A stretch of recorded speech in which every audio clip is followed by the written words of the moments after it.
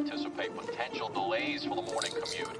In other news, a recent government report on prescription drug pricing points to corporate Freedom of the press is about your right to know. What are you talking about, man? Look at this stats. It's about your right to be informed. Your right to access all types of information keeps us free as a nation. No. Today, there are real threats to press freedom. Reaching residential areas by... And your right to know about the world around us. Look. Some threats are obvious, some are easy to miss, but they all put our way of life at risk. We must defend against all of these threats, no matter what kind of news is important to you. Justified putting American troops in harm's way? That's a great question. We must protect our right to know before it's too late. Understand the threats. ProtectPressFreedom.org.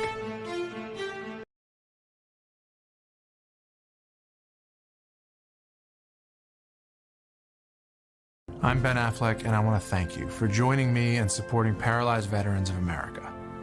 I joined the Navy to serve my country as a Navy SEAL. While parachuting with my platoon, my parachute didn't open. And I broke my neck. It left me paralyzed. Paralyzed Veterans of America was by my side from that moment on.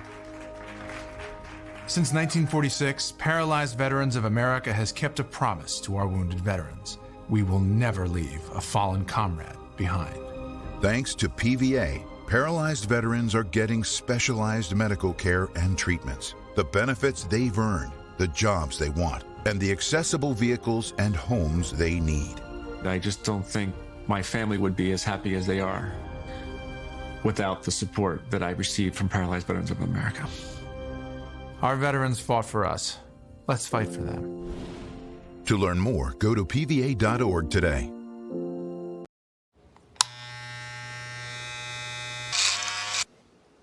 You've messed up your son's haircut. Mom? Do you A, try to fix it? Like it never happened. B, work with what you got? Or C, show solidarity? Thank you, baby. As a parent, there are no perfect answers. But you don't have to be perfect to be a perfect parent. Thousands of teens in foster care will love you just the same. Your daughter just had her first breakup. Do you A, put yourself in her shoes? B, console her? Don't worry, sweetie. This is gonna happen a lot. Or C, find her a new boyfriend? Nice, single boys. That was weird. As a parent, there are no perfect answers. But you don't have to be perfect to be a perfect parent. Thousands of teens in foster care will love you just the same. Hey, you. Yeah, you. Getting that college education. What are you gonna do? Graduate and take some office job? Be like everybody else? Or will you dare do something different? Like be a teacher. Be my teacher. Be my teacher. You could be my teacher. You got the skills. The smarts? Yes, you. You could be the teacher I never forget. That'd be cool. Does that corporate job even have recess? We need more teachers. We need more great teachers. Teachers like you. What are you gonna make of yourself? What are you gonna make of me?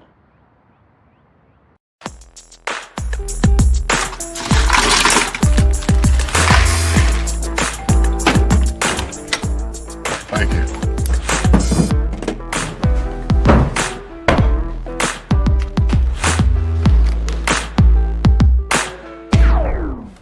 You got a king?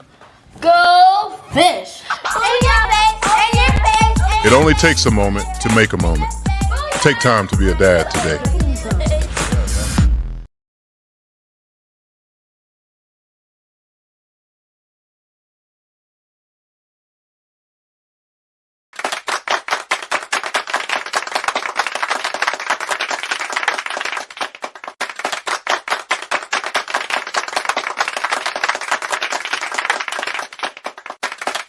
Look at that dude there. Look at that dude there.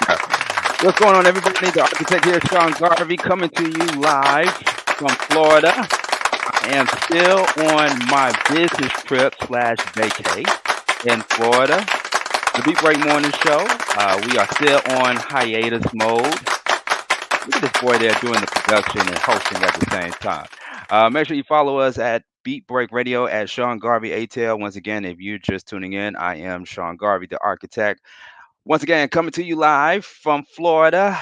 I will be back in the ATL very soon.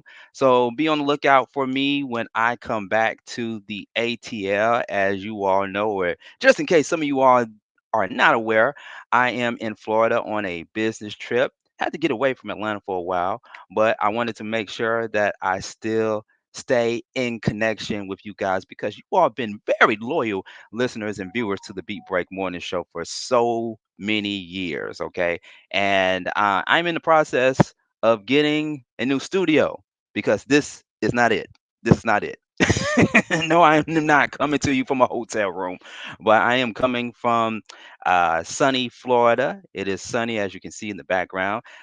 Sunny weather, just like I like it. The Beat Break Morning Show. Follow us at Beat Break Radio, or you can follow me at Sean Garvey ATL. We are streaming live wherever you get your streaming from, as well as your podcast. We are on Honey. Make sure you download the Honey app to your Roku TV. Also, the Flow Television Network. Shout outs to Stephanie Starworth. Also, big shout outs to the team at Honey for making everything possible. We are also on YouTube. Don't forget to be a subscriber. Subscribe to our YouTube channel at Beat Break Radio. And also, we have our on demand on Spotify, iHeart Podcasts, and wherever you get your podcast from. Tonight, ladies and gentlemen, even though we are on hiatus mode, I felt it was only right that we revisit a conversation that me and DJ Rollum had. By the way, big shout out to DJ Rollum. He could not make it to the Beat Break Morning Show hiatus edition tonight. He is still celebrating his 2-year anniversary with the wifey. Big shout out to DJ Rollum. But we had a brief conversation regarding the Nickelodeon docuseries Quiet on the Set, the dark side of kids TV. I know some of you are like, man, I'm so tired of talking about it. We've been talking about it for weeks. But I felt like we had to revisit, ladies and gentlemen, because in case some of you all do not know, I grew up on Nickelodeon, and I did not see this documentary coming.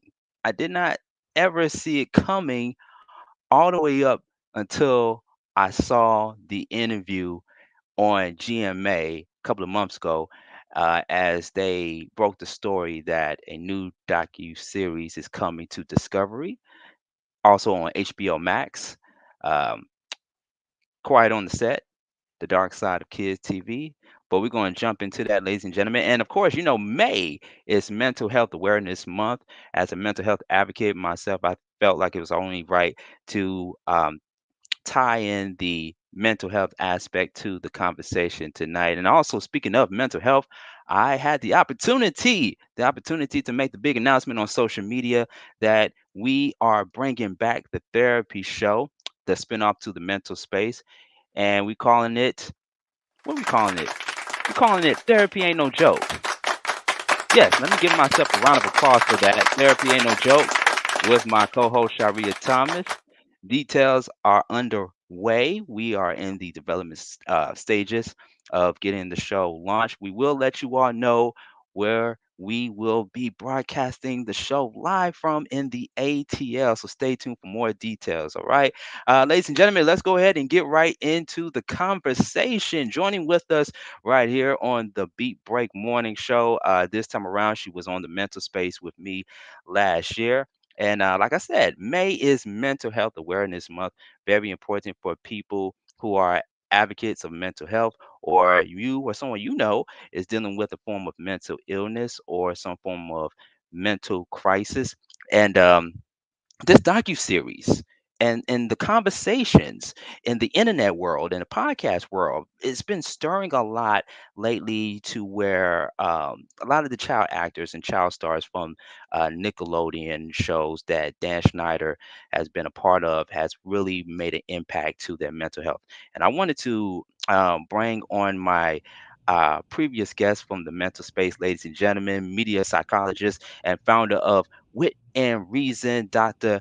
Alexis Moreno, who is also in Florida. We're not going to tell you where in Florida, but she's in Florida. Hey, Dr. Alexis, it's good to see you again. How you doing? Good. You make me sound so mysterious. I'm in Miami. Yeah.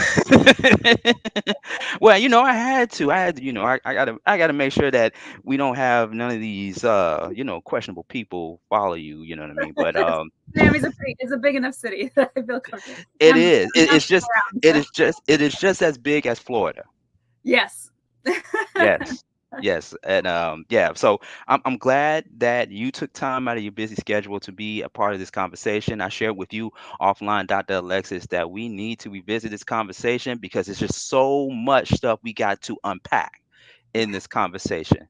All right. And also joining with us right here on the Beat Break Morning Show, she is an actress. She's also a songwriter, singer, and model. You all please give it up for the one and only Pattie Crawford joining with us right here on the Beat Break Morning Show. Good morning, Pattie. How you doing? Good morning. I'm fine. How are both of you? We're doing excellent. We're doing excellent. I am Good. loving Florida. I'm Yes, loving it. it is wonderful. It is. It is. I am claiming it as my second home. Yeah. All right. All right. Well, I'm glad to have both you, Dr. Alexis, returning this time around on the Beat Break Morning Show, and Pattie for coming on for the first time, because we're going to get deep. We're going to get deep tonight for our viewers and our listeners tuning in, because Dr. Alexis, like I alluded to earlier, we've been talking on and off about this.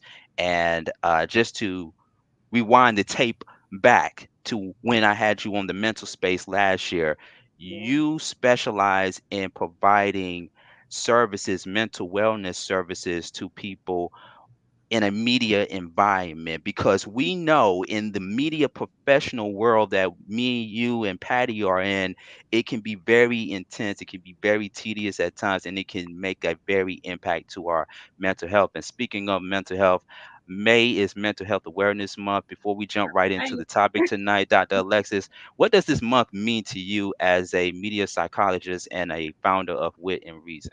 Oh man, I'm loving that we have a whole month dedicated to awareness, because it gets it on everyone's radar. We're not going to forget about it. We're going to keep on talking up mental health throughout the rest of the year, and especially in May. Yeah. And my birthday month. And it is. Oh, okay. Well, round of applause for that. The sun is shining. We're feeling good. We're going outside.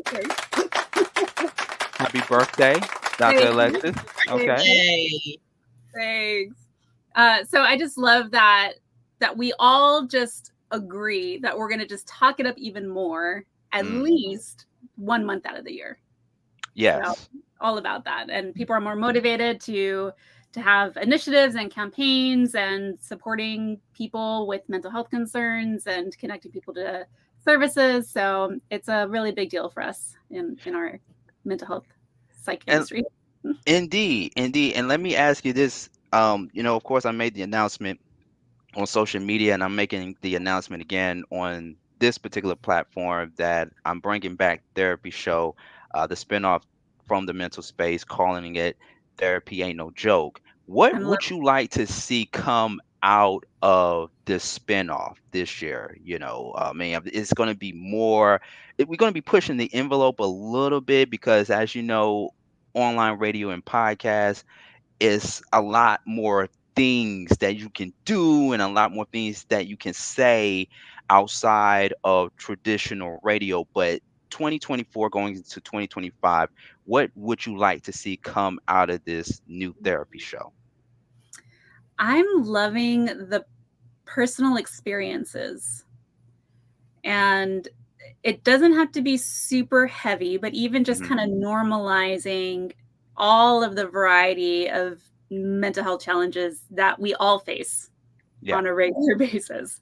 So on your show, if I'm understanding what your show concept is based off of what we talked about, having a fun and lighthearted way to just be open and frank with one another and talk about mental health in a very casual and organic way. That's what I'm all about. And that's what a lot of people say it brings them a lot of value too. Yeah, it's going to be a blend. It's going to be a mix of comedy, humor, with having those in-depth conversations, those vulnerable conversations about one's mental health. Yeah. And we pulling out the big guns for this one, Dr. Alexis, this year. I'm talking about celebrities, influencers, people in the media, and talking about their journey on being more vulnerable, being more transparent with their own mental wellness, with their own mental health, or whatever that framework looks like. And we're also going to hold themselves accountable. I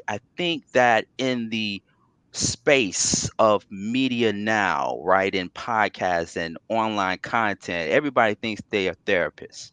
Oh boy. You know, and they think they're a therapist or a journalist. Like Patty, how do you feel about the space of these people, whether they have come from a different form of media, now being put into the seat of being a journalist, or they think that they are journalists slash therapists? What are your thoughts on that? Well, I mean, I think sometimes it can come down to someone's personal experiences and what they can bring to the table to speak to, various situations or issues. But a self-proclaimed therapist, I think that can get a little tricky. And I think it's best to actually have, a certified background in the subject of mental health, because you don't want to give someone the wrong advice or steer anyone in the wrong direction. That is definitely not a good thing. Yeah, and it can be misconstrued, and it could Absolutely. even, it can even make in my opinion, it could make mental health professionals and therapists look bad in a way. Yes. To a certain extent, though, and the Yes. therapists are looking like, man, they trying to take our jobs. What are they Yeah, doing? what are we here for? 13 years of higher education, Sean. Right. On down the drain. Never. I'm No, I just saying. won't let anybody take that from me. You can kind of proclaim all you want, but that's hard because that's hard work. It's hard work. A lot of sacrifice, a whole lot of, and it's interesting to me when people say like, oh, I've devoted the past 10 years, 5 years of my life to coaching, and so I have to succeed, and that's nice. Just 10 years. That's cute. That's cute stuff. Yeah, absolutely. But, it takes a lot of hard work and sacrifice, and scrutiny and evaluations and supervision, and in order to be able to do the work that we do. So I'm all about promoting mental health, and then even properly training people who don't have any psych or social work background, so that way they have some awareness of what they know, what they don't know, and then when to refer, Yeah. And so we talked about that last time, Sean. I'm a certified instructor for mental health first aid, where we could train influencers. We could train anybody, so that way they at least have like a baseline understanding of mental health, and then how to safely and responsibly talk about it and interact with people who they might have concerns with. Yeah, I agree. I agree. Yeah. Let's jump right into the conversation, because I like to get you all's take on this, that everybody in the social media world, or just in media in general, been talking about for the past few months now. Quiet on the Set, the 5-part investigation documentary. Of course, it aired on Discovery, and it made itself available on HBO Max. It is the docuseries that explores the toxic, keyword toxic, work environment on several Nickelodeon shows and the alleged abuse child stars endured while working on them.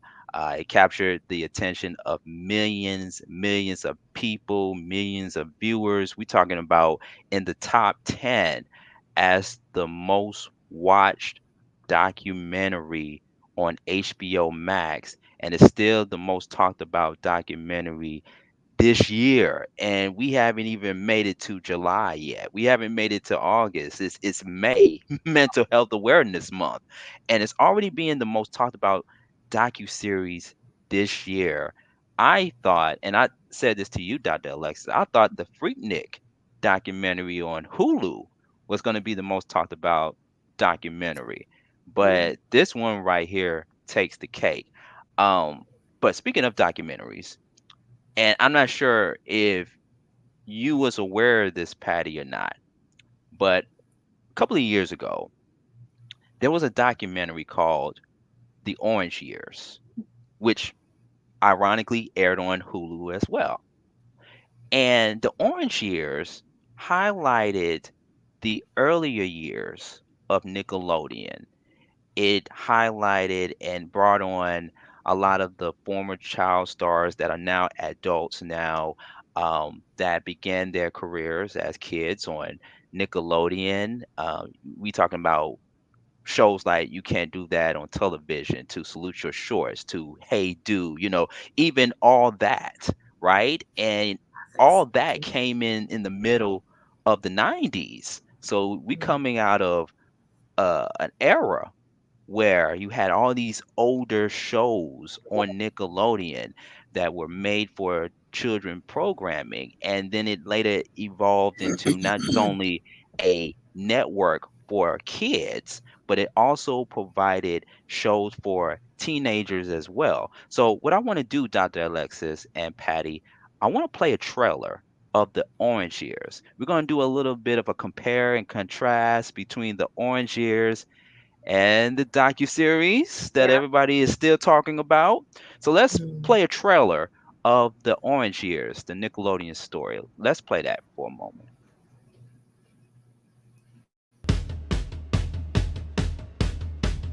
Nickelodeon, if you want to know about it, it's a kid-owned environment. It didn't feel like the version of what an adult was telling a kid to watch. It felt like really what kids were into. I don't know.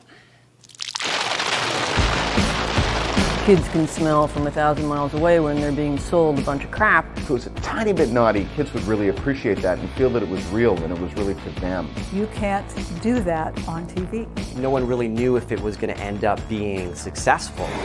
We were the anti-Disney, we were the anti-Saturday morning. We wanted less acting, and we wanted more normal kids. How come everybody draws babies as these beautiful ones? When they first come out, heads are kind of weird looking, kind of funny looking, and that's why the Rugrats were drawn like they were. The inmates were very much running the asylum back then. It was way easier to slip stuff in. They trusted us. I mean, the stuff we got away with was insane.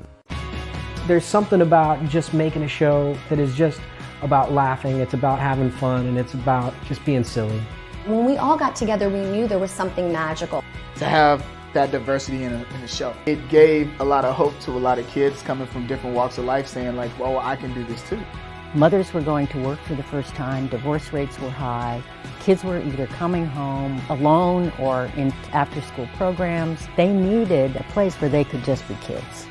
They want a childhood, let's give it to them. So there's all those crazy things that happen that, nobody knows about.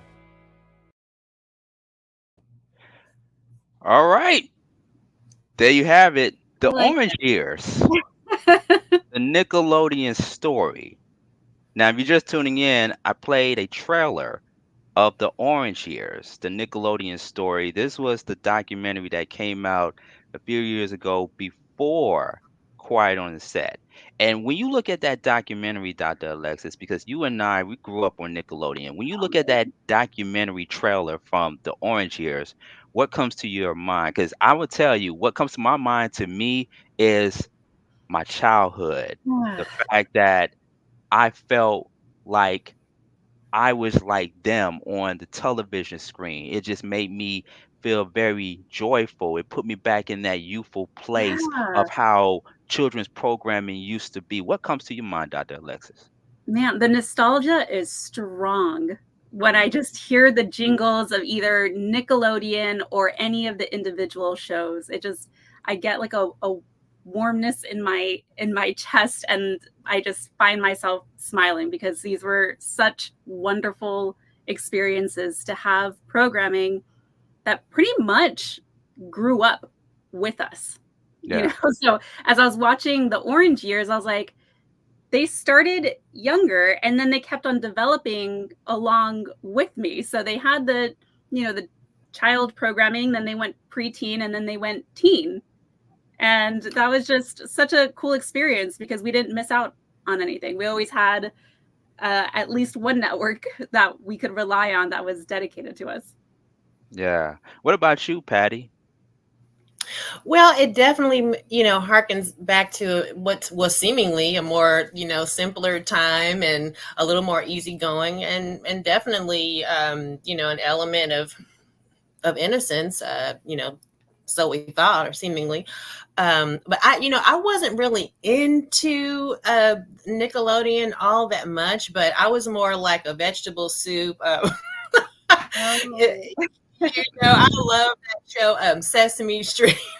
Yeah, of course. Yeah. Oh, so you was more on the PBS side. My parents, they're both educators, so they really policed, so to speak, what I watch, which is a good thing. I think, but I definitely agree with both of you and your perception and what that meant, to you guys as well. It just, the atmosphere, during that time, the energy of the show, and how they mentioned that it was more like the kids, kind of created how the direction, and the climate of the show. So I'm alignment there. Yeah. And there's been this debate, especially when I having conversations with people, Nickelodeon versus Disney. And sometimes like I wasn't really much of a Disney person. I was more so of a Nickelodeon. I just felt like Nickelodeon had more to offer than Disney. Disney had the Mickey Mouse Club, but then later it started having other shows and stuff, but Nickelodeon, I just felt like it had more to offer to its audience. I didn't even think to mention PBS, right? So it's interesting you brought up Sesame Street, Patty. It was either Nickelodeon or Disney, like. And then right. Where's that come from? Yeah. Oh, and don't forget Mr. Rogers' Neighborhood. Oh, for sure. And see, but all of those are dedicated to a younger audience, so when you're like a preteen or even teenager, you're probably not still sitting around watching, how to count and, how to say the alphabet, or how to be nice to your neighbors. And so that's where Nickelodeon fit that gap, It's very, very smart and strategic of them.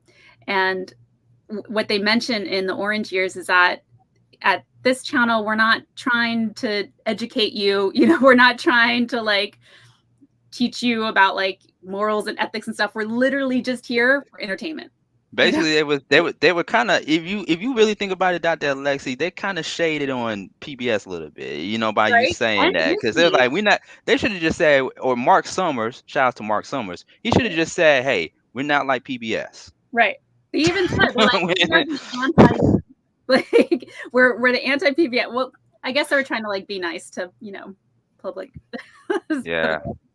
But we're not here to educate you. We're not here to like try to make you think a certain way. We're literally just here to entertain you with comedy and sketches and slime and Disney shows and so many fun programs that just are still special to my heart. I actually want to like find them online and just have them rolling in the background during my day. Right. Yeah. I hate to change the mood, you all, but we gotta switch gears and play a trailer of Quiet on the Set. I know that there are some people, especially people who used to be a part of Nickelodeon, haven't yet or have not seen the 5-part docuseries, and some of them don't even want to watch it. But just in the spirit of this conversation that we're having, let's play the trailer to Quiet on the Set, which is the total opposite from what we just watched, which was the Orange Years. And we're doing a bit of a compare contrast. So let's play it. Quiet on the Set, the dark side of kids TV. In the early 90s, Nickelodeon was kid everything. and you better hope that your house had cable. Wasn't there to educate you. We were there to have fun, to get slime, to be entertained. And this is when Dan Schneider arrives, Nickelodeon's golden boy. He created these shows that were hugely successful for them. No one had ever really done sketch comedy starring kids for kids. He launched the careers of child actors who became major stars. For 20 years, he shaped children's entertainment and culture. Thank you for being here. But that marked one of the darkest chapters.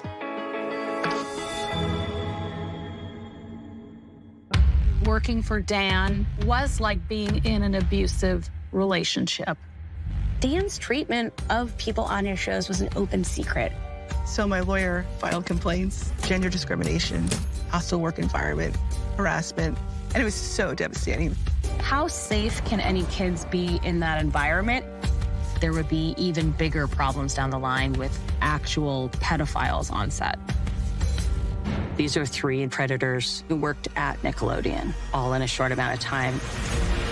Hey guys, what are you for you? It was a toxic environment. It made me trust people less.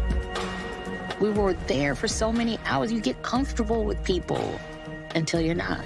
I had no idea what I was saving my son from. It was a house of horrors. They find this enormous trove of child pornography. The officer said we found Ziploc bags, each one with a girl's name on it. 11 charges of child sexual abuse related to a child actor. It made me wonder who was being hurt. I've been waiting 17 years for today. It wasn't dealing with anybody on the shows or anything, right? It was a child actor. On one of our shows? Yes. Have you ever told your story publicly before?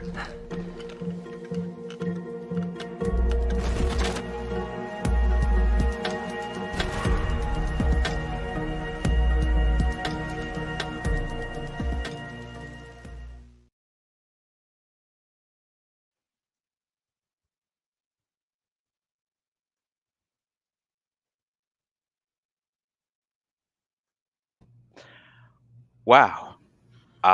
When I said that right there changed the mood, it definitely changed the mood. Just before we played the trailer clip to Quiet on the Set, The Dark Side of Kids TV, we were all laughing and joking, coming out of one trailer of the Orange Years, the Nickelodeon story, and then transitioning over to playing a trailer clip of Quiet on the Set, The Dark Side of Kids TV. How do you feel, Patty? And I'm gonna come to you first, Patty. How are you feeling now, coming from one promo to this one, to Quiet on the Set? I know it changed the energy. It changed your mood a little bit. I could see the facial expression. How are you feeling right now after seeing that? Oh, it just makes me feel just sick in my soul. It's just really heartbreaking and hard to watch, hard to hear, hard to read articles. It's just so diabolical, really.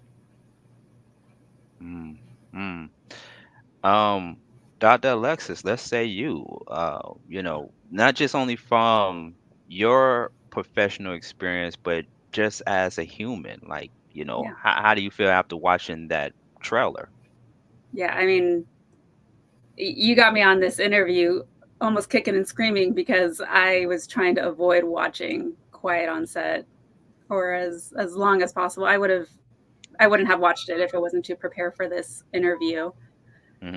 It's definitely not something that I want to occupy my mind or personal time on, being exposed to this type of content, these harsh realities, given the work that I do, working directly with victims and survivors of sexual assault, sex trafficking, abuse and trauma, and also having worked with perpetrators and sexual offenders. And so now coincidentally working in media and the entertainment industry and trying to help them be as healthy and safe as possible for cast and crew, this hits really close to my professional experiences, having worked on every single side of what this show is depicting. Yeah. Quiet on the Set, the 5-part investigation docuseries on Discovery and on HBO Max. It explores the toxic work environment on several Nickelodeon shows, some in which you saw in the trailer there, and the alleged abuse child stars endured while working on them. And I spoke very candidly about this to you, Dr. Alexis. I find this very interesting that there was little hype behind the Orange Years. Yeah. I mean, this was something that us as fans and supporters and avid watchers of Nickelodeon growing up in the 80s and 90s to actually see a documentary for the first time chronicle the life and times of Nickelodeon. In that documentary trailer that we saw earlier, we saw people from all these shows that kids grew up watching, and even had the people, the actors that we all grew to love, talk about their experiences working on the set and how those shows impacted a lot of its fans, a lot of its communities. And to fast forward to Quiet on the Set, the dark side of kids television, or the dark side of kids TV, is very interesting that this docuseries that's only been out for a couple of months now, it's getting, since March, I mean, it's getting, I don't want to say praise, I don't want to use the term praise, but it gets a lot of light. It gets a lot of shine and recognition than the Orange Years. Yeah. Why do you think that is, Dr. Alexis? I mean, do you think it's just a case of controversy sells, or do you think it's a case of, okay, they put out this documentary, but let's also show people that everything is not what it appears to be over at Nickelodeon, or do you think it's all of the above? Let's say you. Yeah, I think it's a mix of different things. I was wondering the same thing when I was watching the Orange Years. Very different stylistically. It's your very classic documentary style. You have a tiny teaser and then opening credits for a bit, and it kind of pulls you away from the engaging content. And then a lot of their flashbacks were kind of cartoons depicting what they were talking about. And it was very light, like a fluff piece, which is still fun to watch, but not necessarily as engaging as something that might be as something as controversial as Quiet on Set. Quiet on Set was developed in such a way where the music's very intense, the camera angles are close up and intense. It really pulls you in as a viewer, and it's very fast and heartbreaking. I mean, it definitely pulls at more of your emotions from Quiet on Set. You're on an emotional roller coaster in that one, because they do talk about how wonderful it was as a viewer, even and as an actor, to be able to act at such a young age and do all these fun activities. And then it would talk about the hardships and the trauma and crises, and even what it was like for the adult women working in that setting. And so there's, even just in the way that both of them are created, are very different. And then I also wonder about marketing as well. I don't know how much they had to put into to raise awareness about the Orange Years. It was published in 2020. There was a lot going on back then. Yeah, the pandemic. Yeah. I don't know what month it was during 2020. So definitely could have, but we had time to watch shows. So I don't know what happened back then, but I think it's probably a mix of things and the controversy, and especially people are just really into crime series and trauma content, which has other concerns as well. Yeah, I think it might just be a mix of things that are being quite on set more attention. Yeah. Pattie Crawford, let me go over to you. What was your initial reaction when you got wind that this docuseries is coming to light? Was it something where you was just very anxious to watch, or did you have questions? Like, what was running through your mind when you first heard about this docuseries? Well, I mean, I think it's, as sad and as heartbreaking as it is, and I mean, it's mentally and emotionally traumatizing, that just to learn about all of these things. But I mean, sadly, it's nothing new under the sun. I mean, this is a very, horrific culture that's been going on for so long, and I think it is definitely long overdue for these things to be brought to light. So I mean, while I was not looking forward to seeing anything about it, you want to just put your hand over your ears and your eyes. At the same time, like I said, I think it's important that, people know that, yes, this culture exists. It is unhealthy. Like I said, it's horrific, and it's time for it to be addressed. And it's like it's time to just wipe the slate clean and just start all over, because there's just so many, issues, so many problems and elements that just, need to just go and have to be dealt with head on. Yeah. So, yeah. Yeah. Was there anything? No, I'm sorry. Go ahead. I was just saying, it's just gone on for so long, and with even at Nickelodeon, I mean, that went on for a long time. And you just wonder, how, why, especially with some of the backgrounds of some of, the people, the predators. It's terrible. So. Yeah. Yeah. I was going to ask you before we go any further, was there anything in the docu-series that you find relatable, especially as an actress like yourself?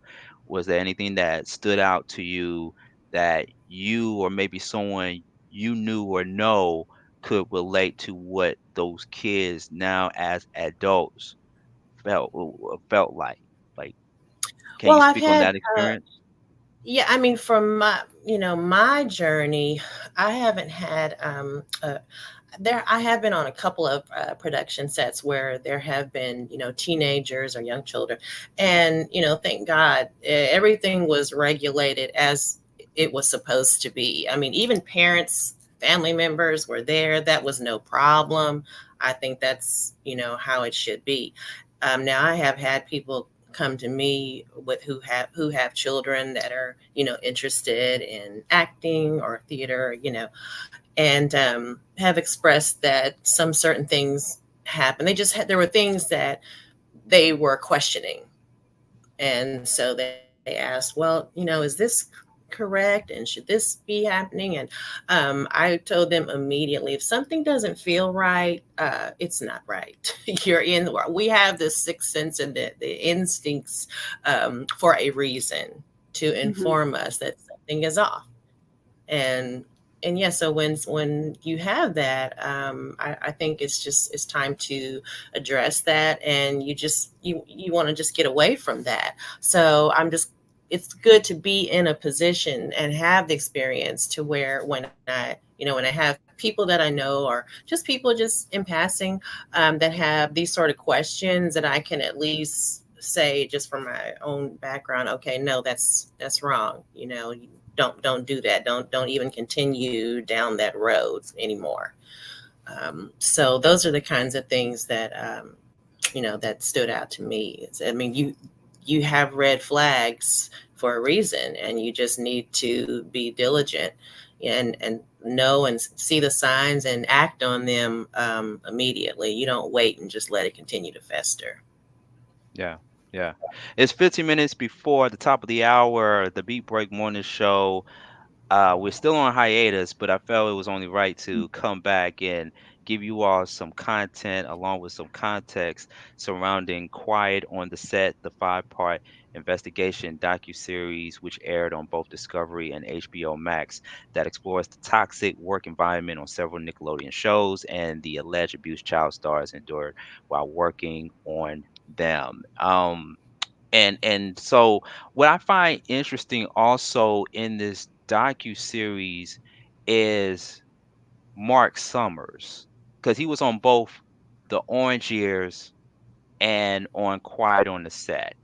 And I wish I could play. Matter of fact, if I get an opportunity, I'm gonna find the video and play it for you guys on what Mark Summers said about the docu-series after he found out that it wasn't what he thought it was. I'm going to find that video in just a few moments and play it for you guys and get your thoughts on it. Because I have, I got some mixed feelings about that, but I'll get into that in just a few moments. And Dr. Alexis, I'm going to come over to you while I find that video and ask you, you know, watching that docu-series, Which one? and well, not the Orange Years, the Quiet on the Set Quiet on- one, yeah. the Quiet on the Set one. Let's stay on Quiet on the Set for just a moment. Watching that docuseries, from part 1, part 2, 3, 4, and to the 5th one All the way to where they 5, had yeah. yeah. Um, how did you analyze that? Listening to some of the cast members, especially the 2 cast members, which of course they were of color, African American, and by the way, they were also child actors of the television series All That Dan Schneider executive produced. And listening to their stories on what they've been through as former child stars and what they endured, being on that time, how were you able to analyze that from your perspective? Yeah. The strategy I ended up taking was I watched the first 2 episodes just feeling it out to see what I was getting myself into. And then I rewatched it and then started taking notes on what everyone was saying. You start, and they do a really nice job of laying this out. You definitely start picking up on patterns of behavior, both from Dan Schneider, both from the adult women who are working there and from the children on set, and what they observed in his behaviors and personality and mood. And then you also start picking up on the patterns when they dive deeper into the actual child sexual assault experiences that the victims had. And what's interesting about it all, and what's also very unfortunate, is that it's all very textbook stuff. Like nothing that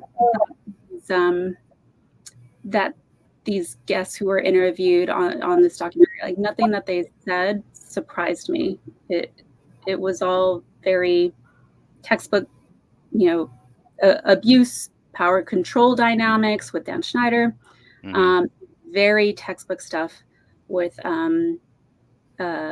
perpetrators of sexual assault. When it came down to, I don't even want to freaking remember their names. When it came down to talking more about the experiences that they had with, let me get their names. Yeah. And while Dr. Alexis is getting their names, I want to acknowledge the people that are Jason. tuning in right now, watching us live on YouTube, Honey, the Flow Television Network, wherever you get your streaming from. Shout outs to Philip who checked in. Shout outs to Raul and a few other people. If you want to comment on the topic that we're having tonight, which is, of course, talking about Quiet on the Set, the 5-part docuseries on the child endangerment that happened on the set of Nickelodeon. Please put it in the comment section on YouTube at Beat Break Radio, and be a subscriber as well. Don't just leave a comment, but be a subscriber as well on our YouTube channel, Beat Break Radio, and leave a comment and let us know your thoughts. Were you able to pull up the names, Dr. Alexis? Oh yeah, we got Jason and Brian. Jason and Brian. Yep. Yeah. I don't like to give them too much credit or attention, or allow them to have too much mental space in my mind. But even the way that that the former child actors were describing their interactions with them is very textbook behaviors for perpetrators. And I found myself wondering, like, what if we all knew more about what to look out for? You notice that a lot of those involved, the adults, even the parents, had those kind of intuition feelings, those gut feelings, or just kind of questioning, like, that seems off, or that seems inappropriate, that seems like a red flag. And then given the circumstances of this industry and its, scarcity in nature, and it's competitive, and you don't want to make a mistake and unfortunately ruin a career, that if it was just more clear for everyone that this is wrong, and we are not gonna, we're not going to allow this type of behavior to occur. This is completely unacceptable. Even those subtle things, I think we could be better off and help prevent this type of stuff even more, because the parents, there was some in particular that were in the documentary, they knew something was up. They knew. And then that breaks my heart even more, because it's like they knew and they wanted to be able to do more, and some were able to to leave those positions to get their kids off set, and then others weren't, and that was heartbreaking.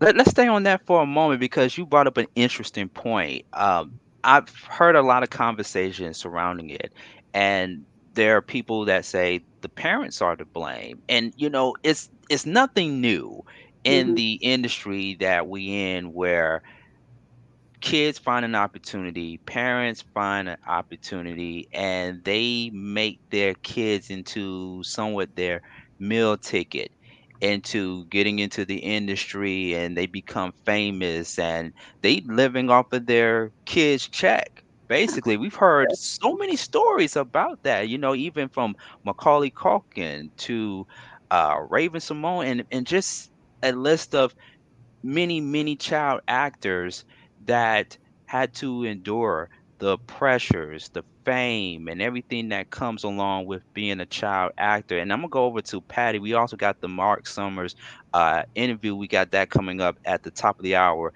But I want to go over to Pattie. Did you ever experience that as a kid? Us as kids, we're very impressionable. We can be very naive, but we very impressionable.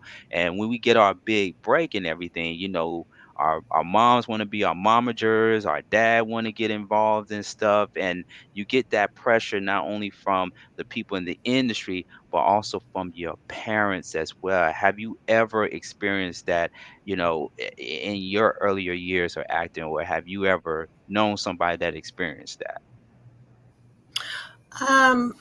Yes, it's a lot of fun. It's, you're painted a picture of this great adventure, and you have all these wonderful experiences, and so it is very exciting, and it is easy to become, I guess, sort of seduced by it all, even as parents.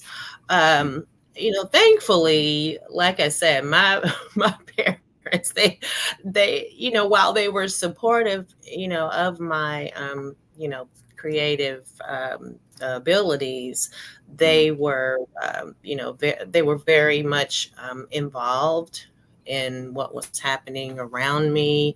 They were there, they were involved parents. And that was good that I did have, that level of protection, just love, and them wanting to be good, responsible parents. And that for me, that was a blessing. But I certainly have come across some unsavory characters. And so Dr. Moreno, you were talking about red flags, and I had mentioned the same. I mean, I think there's like the intuition when something is just not feeling right. That's when it has to be, addressed right then and there.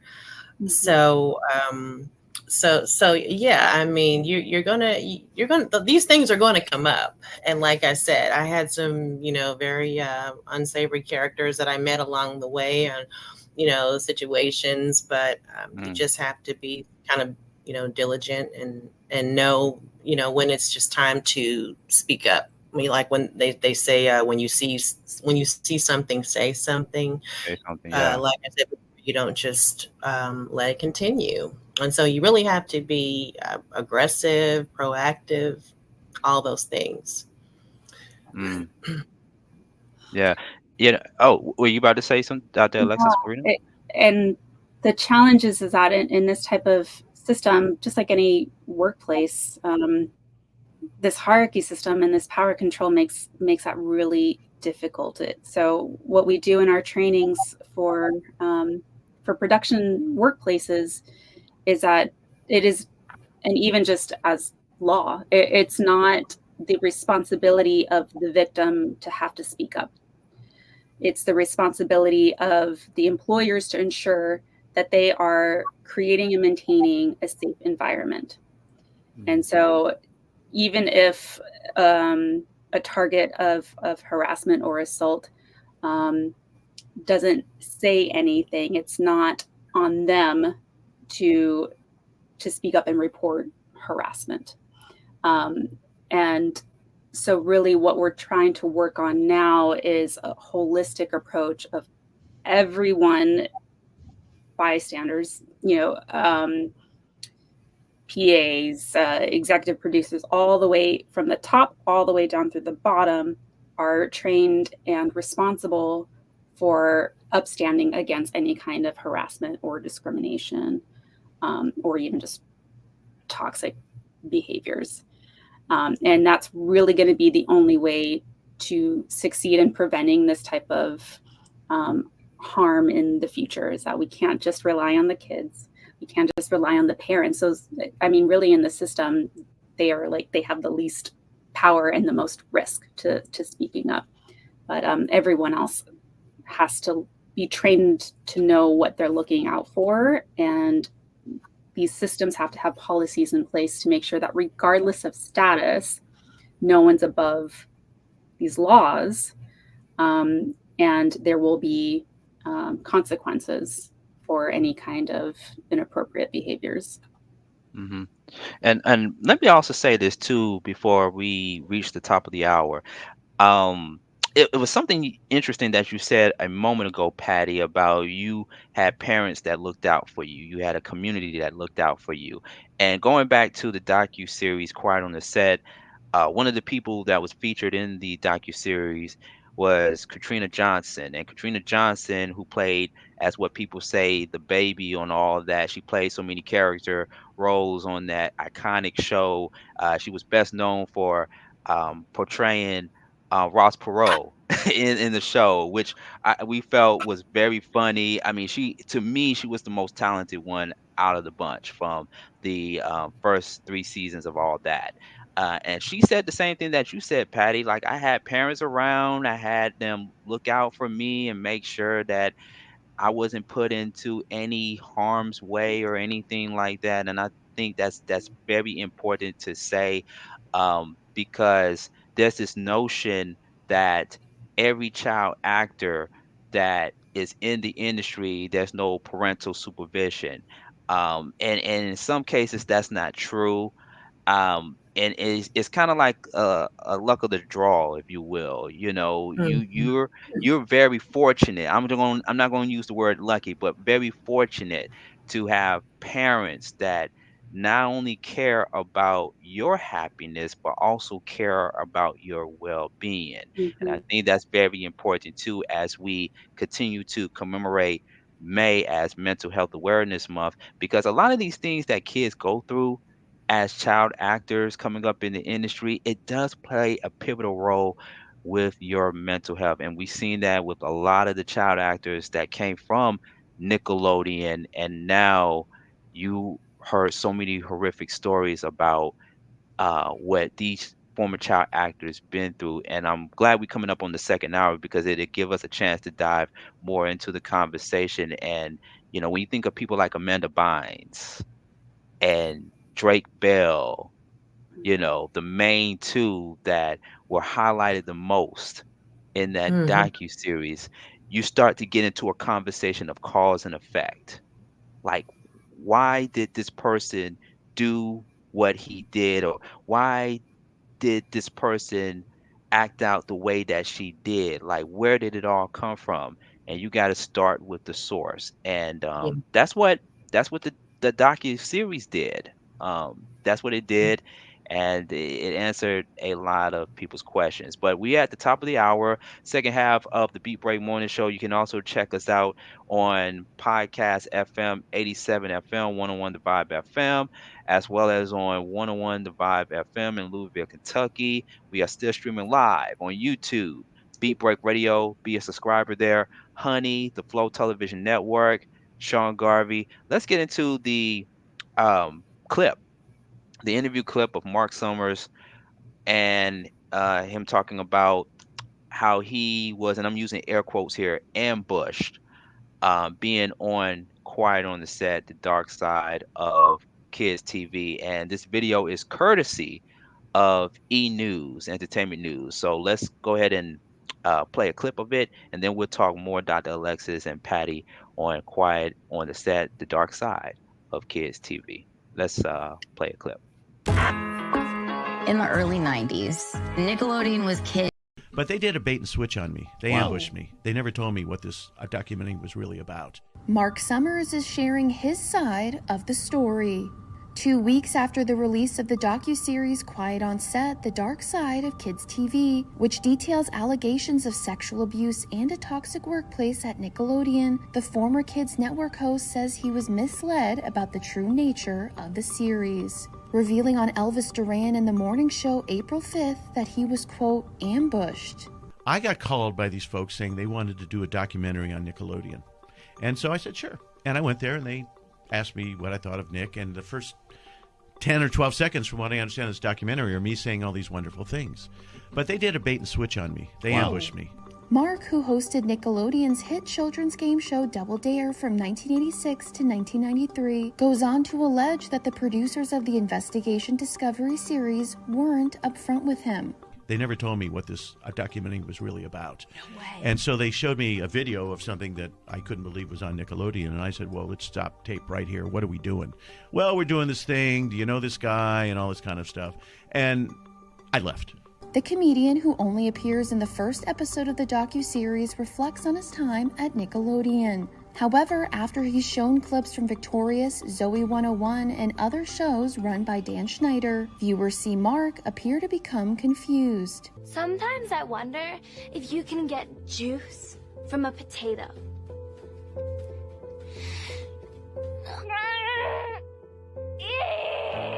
Did that air on Nickelodeon?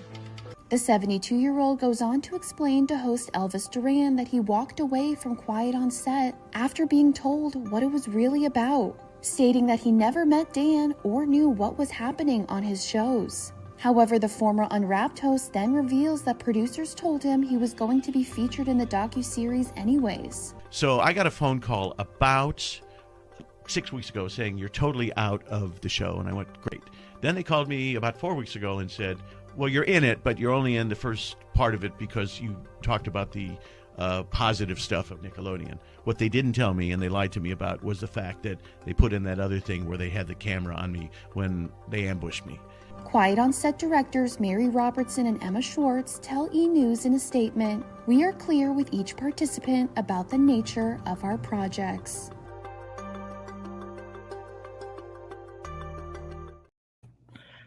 All right. Well, once again, that video clip is courtesy of E News. This is the Beat Break Morning Show special edition of the Beat Break Morning Show as we touch on so many layers behind the recent docuseries that aired on both Discovery and HBO Max, Quiet on the Set.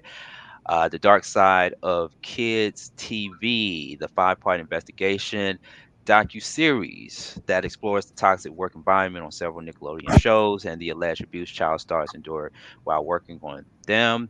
And what you just saw was a video clip of Mark Summers detailing the series of events that led up to him being on this docu-series and then finding out later that he was quote unquote ambushed by the people behind Quiet on the Set docu-series, not knowing that these horrific things happen on the set at Nickelodeon. These happened way after Mark Summers' exit from Nickelodeon. And if you're just tuning in, we're talking to media psychologist and founder of Wit and Reason, Dr. Alexis Moreno, as well as actress, singer, songwriter, and model Pattie Crawford joining with us on this important conversation.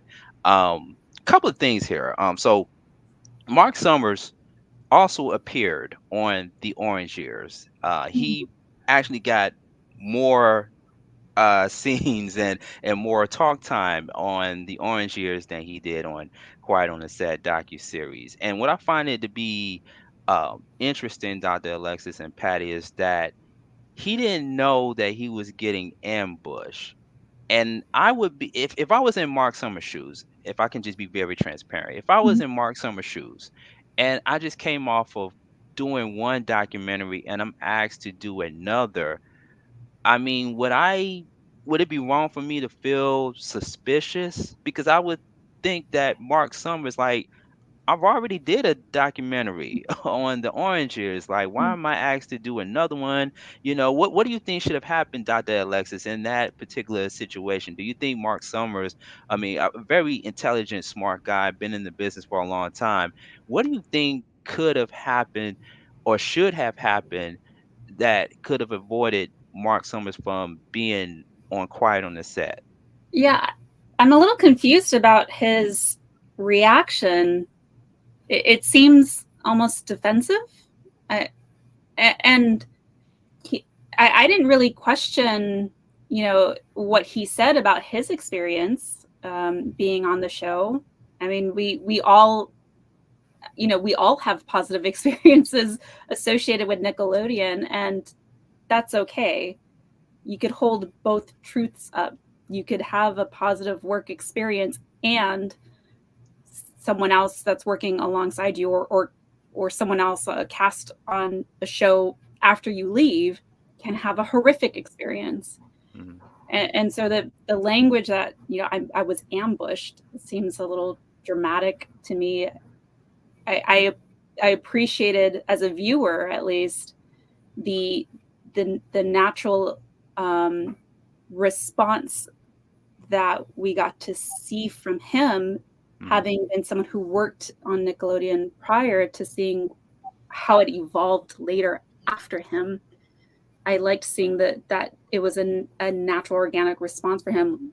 That's saying, "What is this? Was this even aired?" That to me, I don't understand why he would be defensive about his interview. What about you, Patty? Go ahead, Patty. Oh, I'm sorry. I was going to say, was he not privy to, some of the things that were happening to these young people? Seems like that's what he was. I mean, it was in the news. Like he was trying to remove himself, right? Or yeah. So let's just quarterback this. So he was asked to be on a docu-series. They didn't say the name of what the docu-series probably was, still somewhere in the development stages and trying to figure out what to actually call the docu-series. But it gave me the impression that they asked him to come on and speak the positive side of Nickelodeon. I guess Mark Summers was like, yeah, sure, absolutely. And then he come on, he says what he says in the first part of the docu-series. And when he said ambush, or quote, I'm using air quotes again, ambush, in going back into that video where he look on his iPad or the iPad given to him, and it's showing him clips of Dan Schneider and all the stuff that's happening, it threw him off, and he was like, well, what is this? I've never seen this before. Like, did this happen on the Nickelodeon set? Right. So he walked into something that he did not know anything about, right? But if you was in Mark Summers' shoes, Patty, I mean, I would think you would ask questions before signing on to a project like Absolutely. that. Yeah. I would have to know more, explicit details as to what's going to take place and what is this all about. And yeah, I would want to be as informed, as I possibly could be.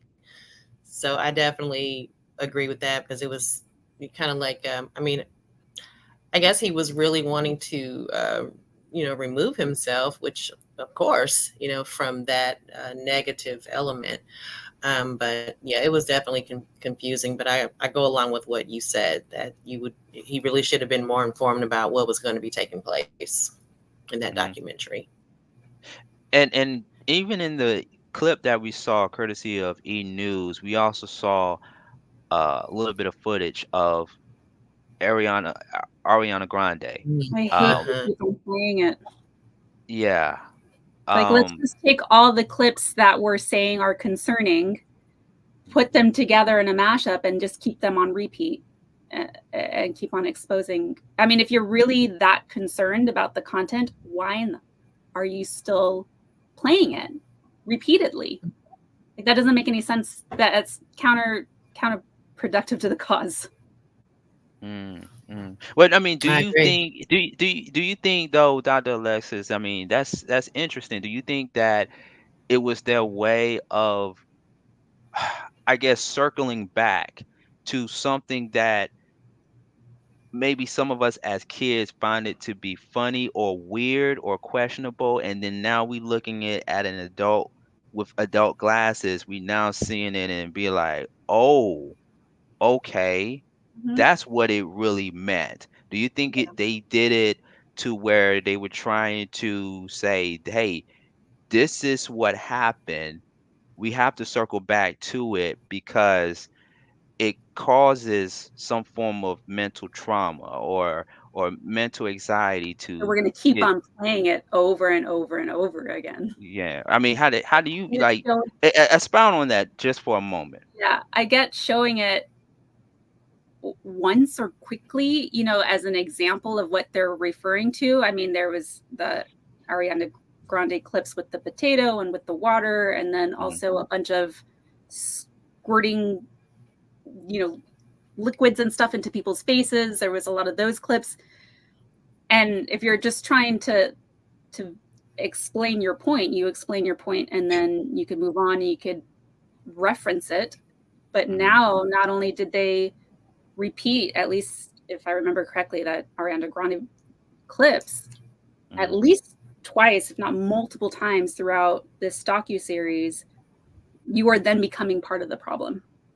And then now we have it on, now we have those clips on our social media feeds, and now we have them in, where did you get this from? E! Entertainment? E! News, yeah. Even other people who aren't choosing to watch this type of content and expose themselves to it are now having this in their face. And has Ariana Grande said anything? She has not spoken about it. She That's has been humiliating. very yeah. So that's also part of the problem is if we're going to say that definitely is. Yeah, I agree with that. Yeah. But the history of Nickelodeon, if we can be honest again, like it's always been weird, especially even though I enjoyed the shows as a kid, it's always been weird because I still at 40, I still don't understand the concept of the slime. Like, I know that's what Nickelodeon is known for, right? The slime coming down on your face and everything. And it just seemed like the people, especially Dan Schneider, it seemed like they wanted to carry on the tradition of Nickelodeon being that place of not only entertainment but weird activities happening to kids, of getting slimed and all this other stuff. But now it went to a whole new level of the foot fetish that we saw multiple times on some of the shows that Dan Schneider was responsible of, to the potato we saw with Ariana Grande, and a few other shows that we've seen a lot of weird stuff happen. So, you know, I just wanted to point that out because it's always been some form of weirdness within Nickelodeon. I mean, don't you agree, Patty? Yeah, totally. That's why, early on, I said I could not, I just really could not get into the Well, shows. you It was said just like, PBS. I mean, you said Sesame Street something a little and off. I tried to give it a shot, but something was a little off kilter. So I said, yeah, I'm good. And the slime thing, I just, that never resonated with me at all.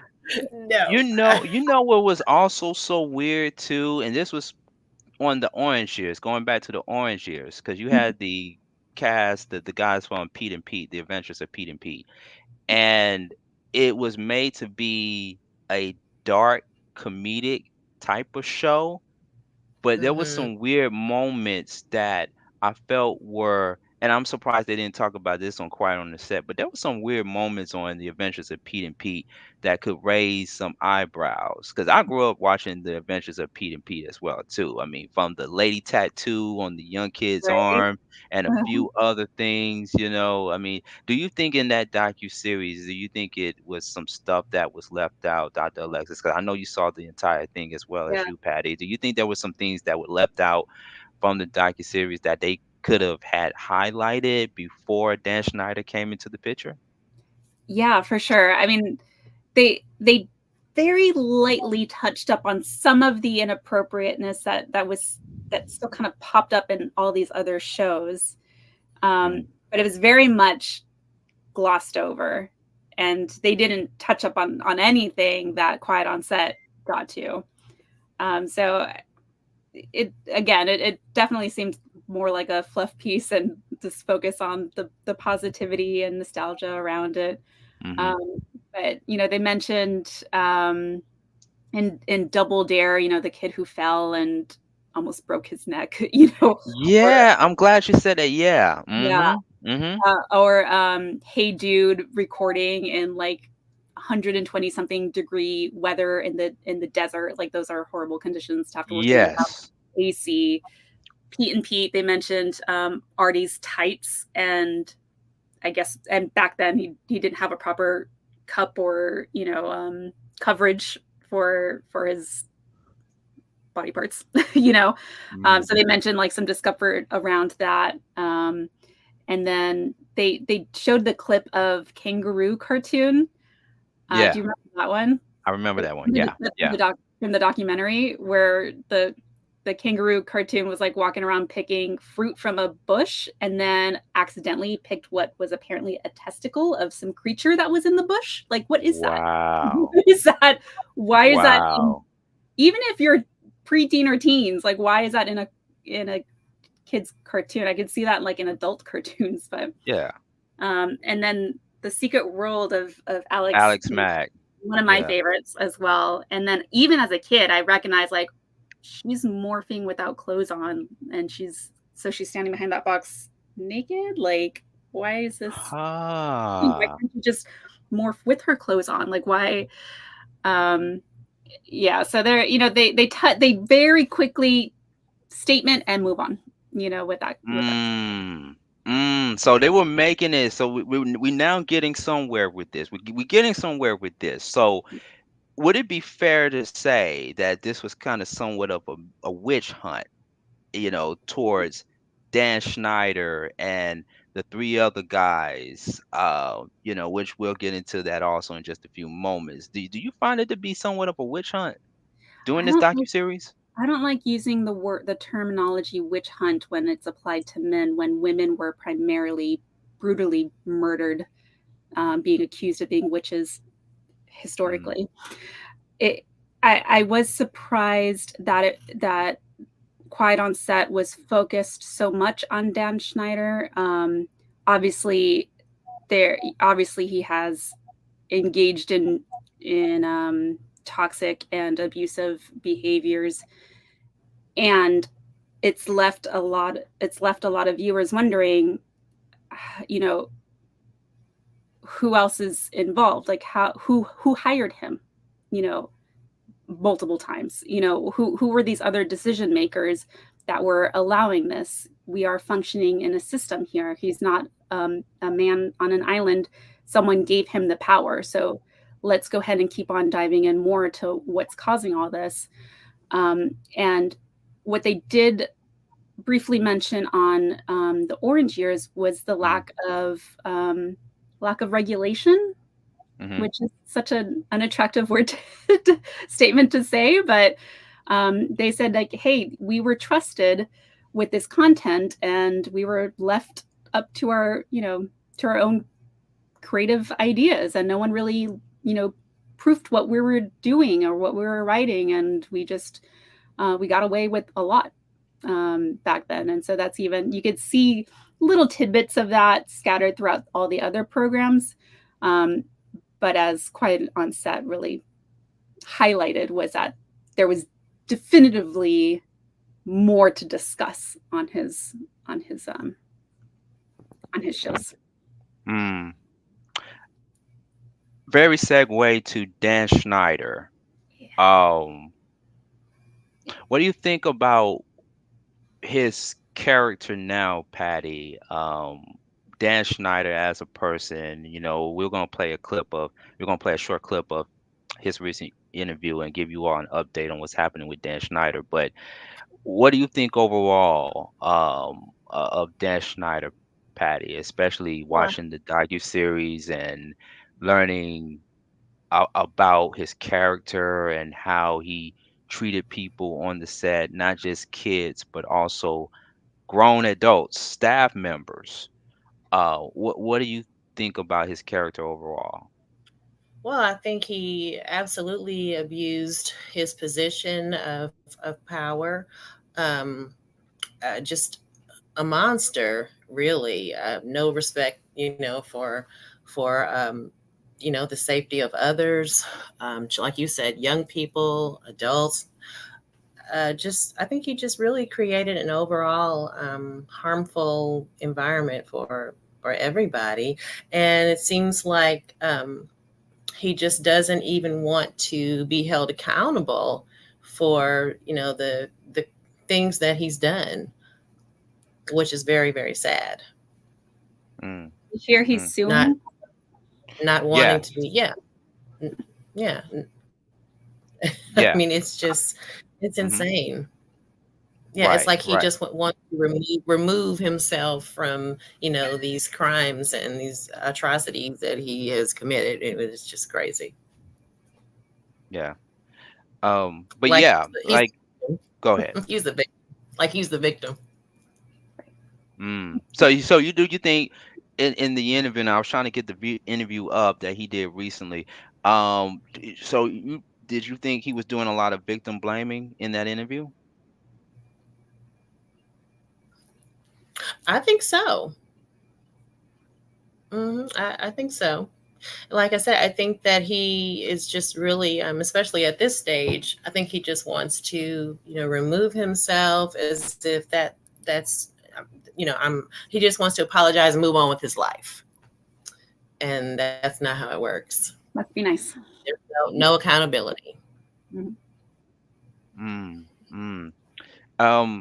If you had an opportunity, Dr. Alexis, to have a one-on-one conversation with Dan Schneider, I don't know if you would even want to be in the same room as Dan Schneider, especially after all the things that he was accused of doing on the set during his tour there.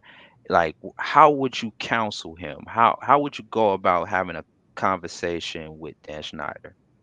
I've been in the room with people who've done even more horrific things than Dan Schneider, so that wouldn't be a problem for me. And focusing on like what Pattie's saying, like focusing on that accountability. You know, in his, and I saw a clip of his interview, so I'm excited to see what you have to show us. But even in the docuseries Quiet on Set, you know, they had the text that come up with Dan Schneider's responses to things, and it quickly goes to like, hey, everything I did was scrutinized by other adults, you know, and so displacing blame, minimizing what he's doing. I mean, if you're taking accountability for something, we're focusing on you.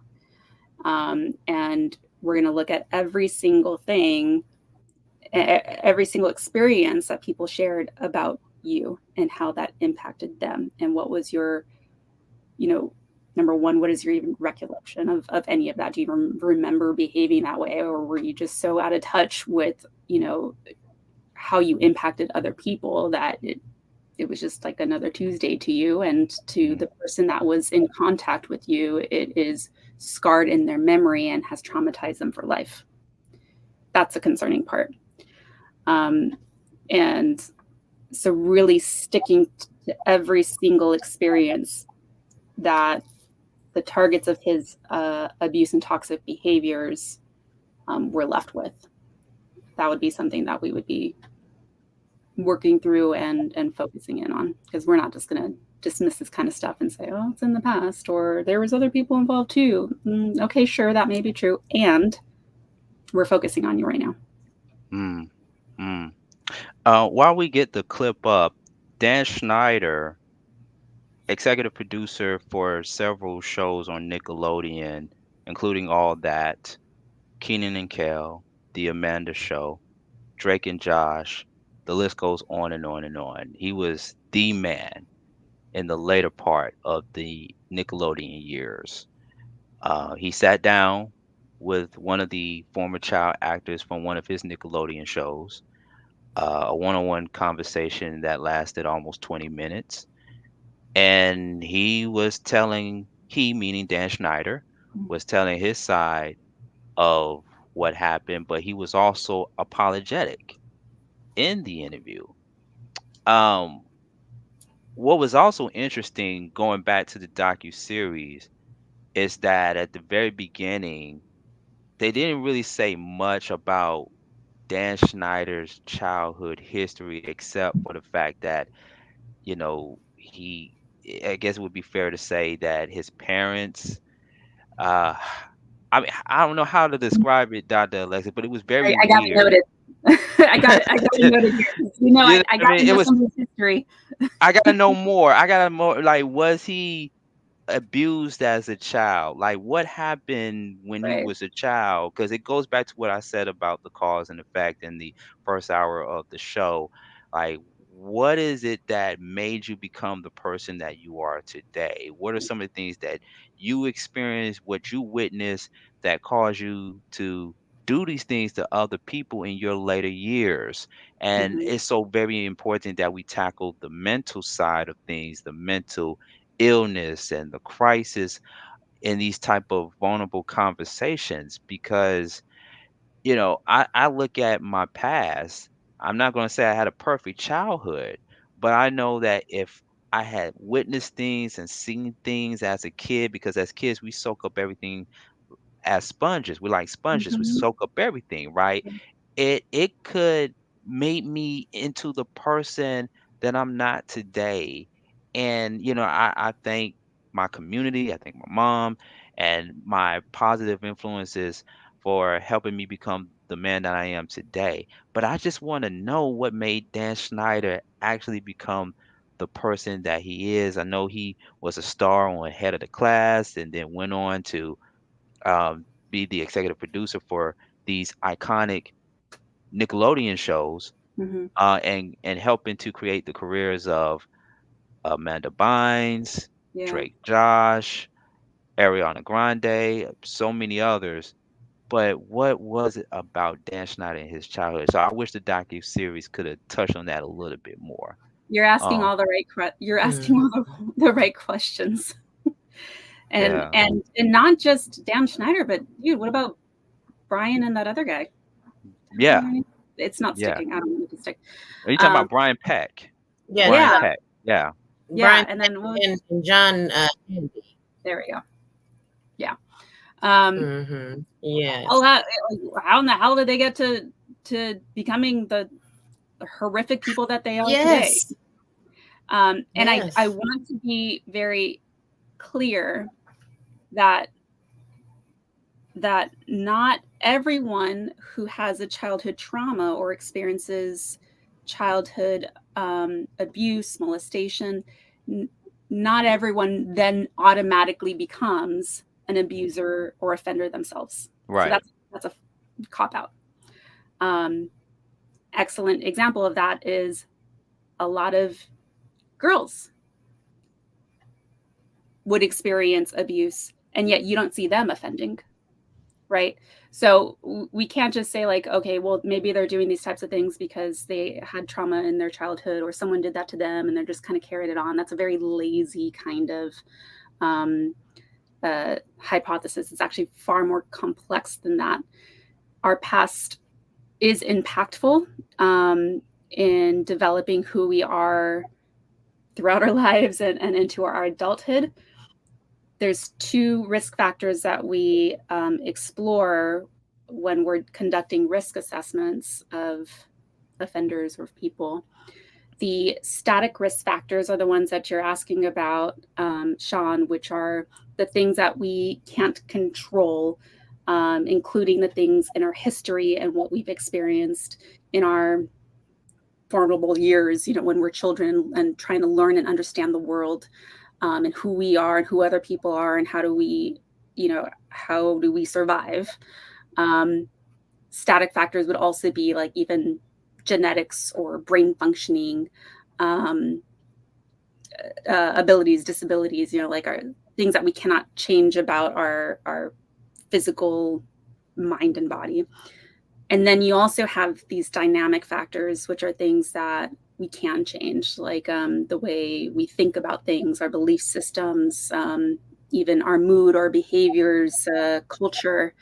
And there is a perfect storm of these risk factors that come together. And it seems like, again, textbook for Dan, John, and Brian, that they likely have some of those static risk factors from their history. And the perfect storm of it all is that they were placed in powers of control in a culture that allowed this stuff to happen, that enabled this to happen. And that's what's most upsetting to me, is that while we can't control and prevent everything, there's definitely more that we could do. Okay. All right. Well, let's do this. Let's play a clip.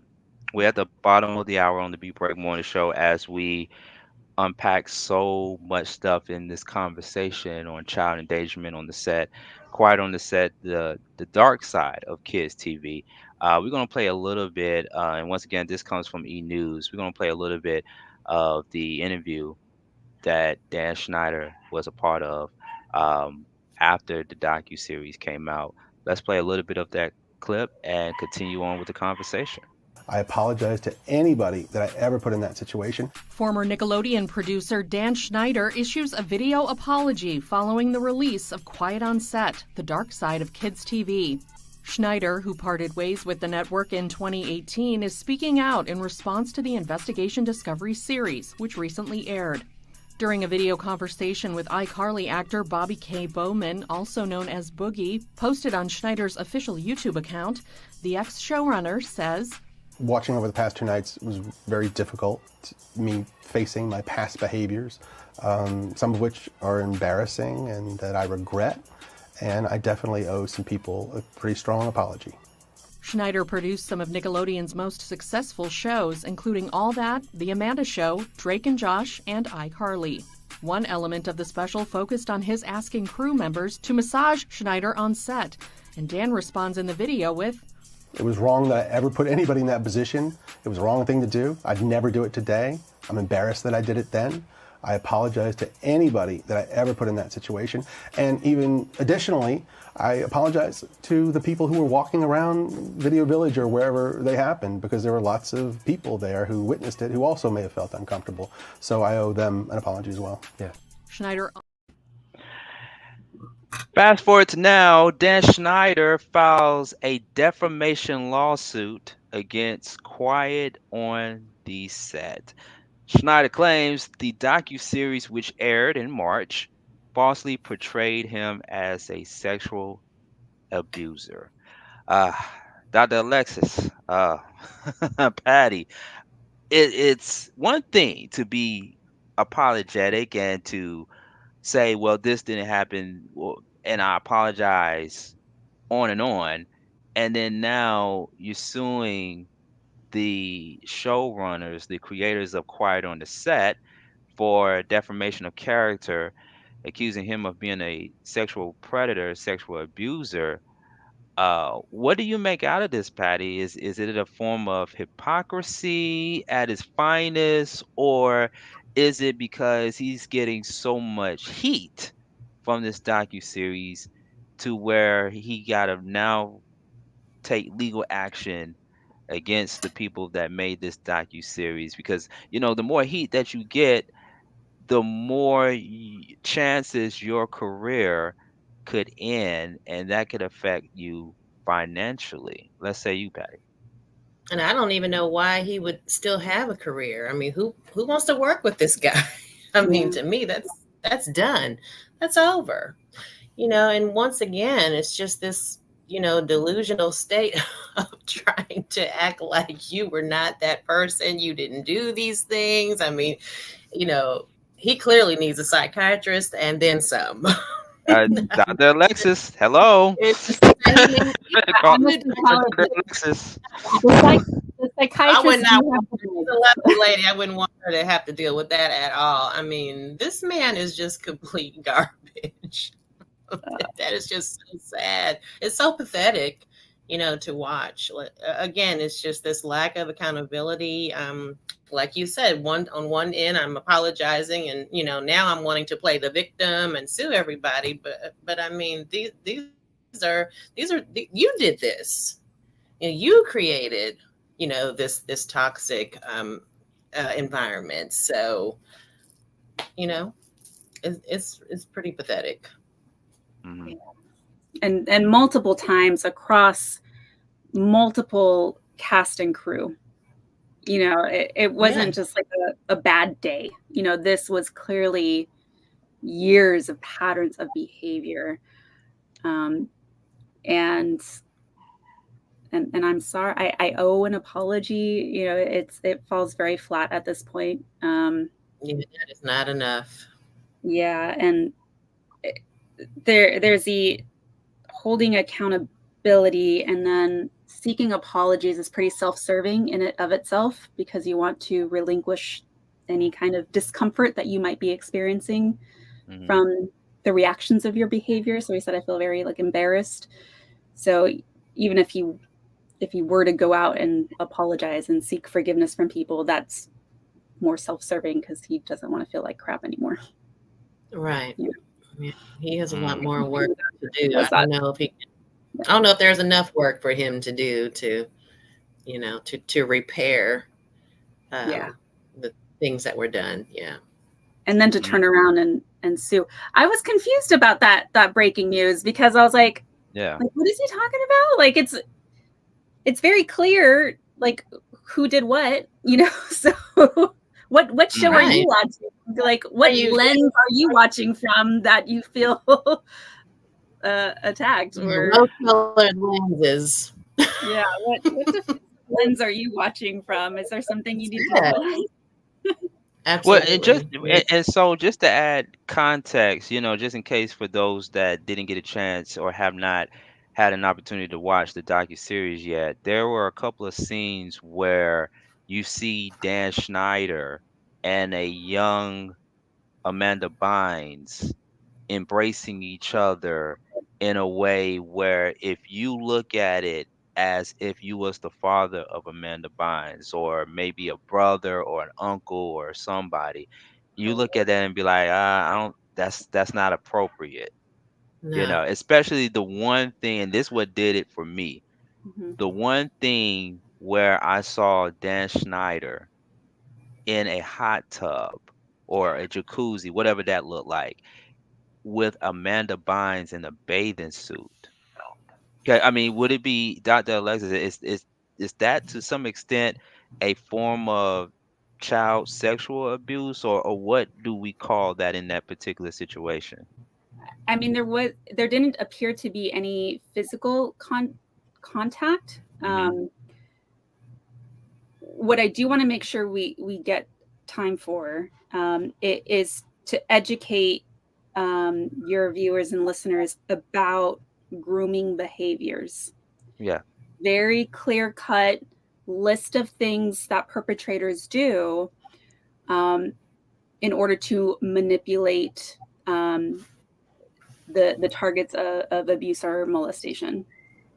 One of them being kind of desensitizing touch, which is why the adults touching the children are, I mean, you need to have, especially if you're acting together, very clear consent about what that is, but very casual touching and caressing, starting to try to like normalize these types of settings where like, look, this is okay for both of us to be, you know, in a hot tub together and talking about my power dynamics over you. Like it's that kind of stuff where it leaves that gut feeling like this is wrong, this is uncomfortable, this is inappropriate. And there's a reason for that. They apparently did an investigation and there was no reports or they didn't have any findings of him engaging in actual sexual molestation like Brian or John. But we are getting into that area of grooming behaviors for children. The grooming process. And that in it of itself is unacceptable. And we've heard that a lot. We heard of the term grooming a lot in the industry for a long time. I mean, even way before Dan Schneider or any of us knew who Dan Schneider was that came into the business. We've heard times of the superstar singer Usher being groomed by Diddy, who was Puff Daddy back in the day. Right. And you see all the things that Diddy is going through nowadays, and it results back to artists like Usher, who was just so young at the time when he got introduced to Puffy back in the day, and how he groomed him, and even the stories that Usher talked about in his interview with Howard Stern years ago.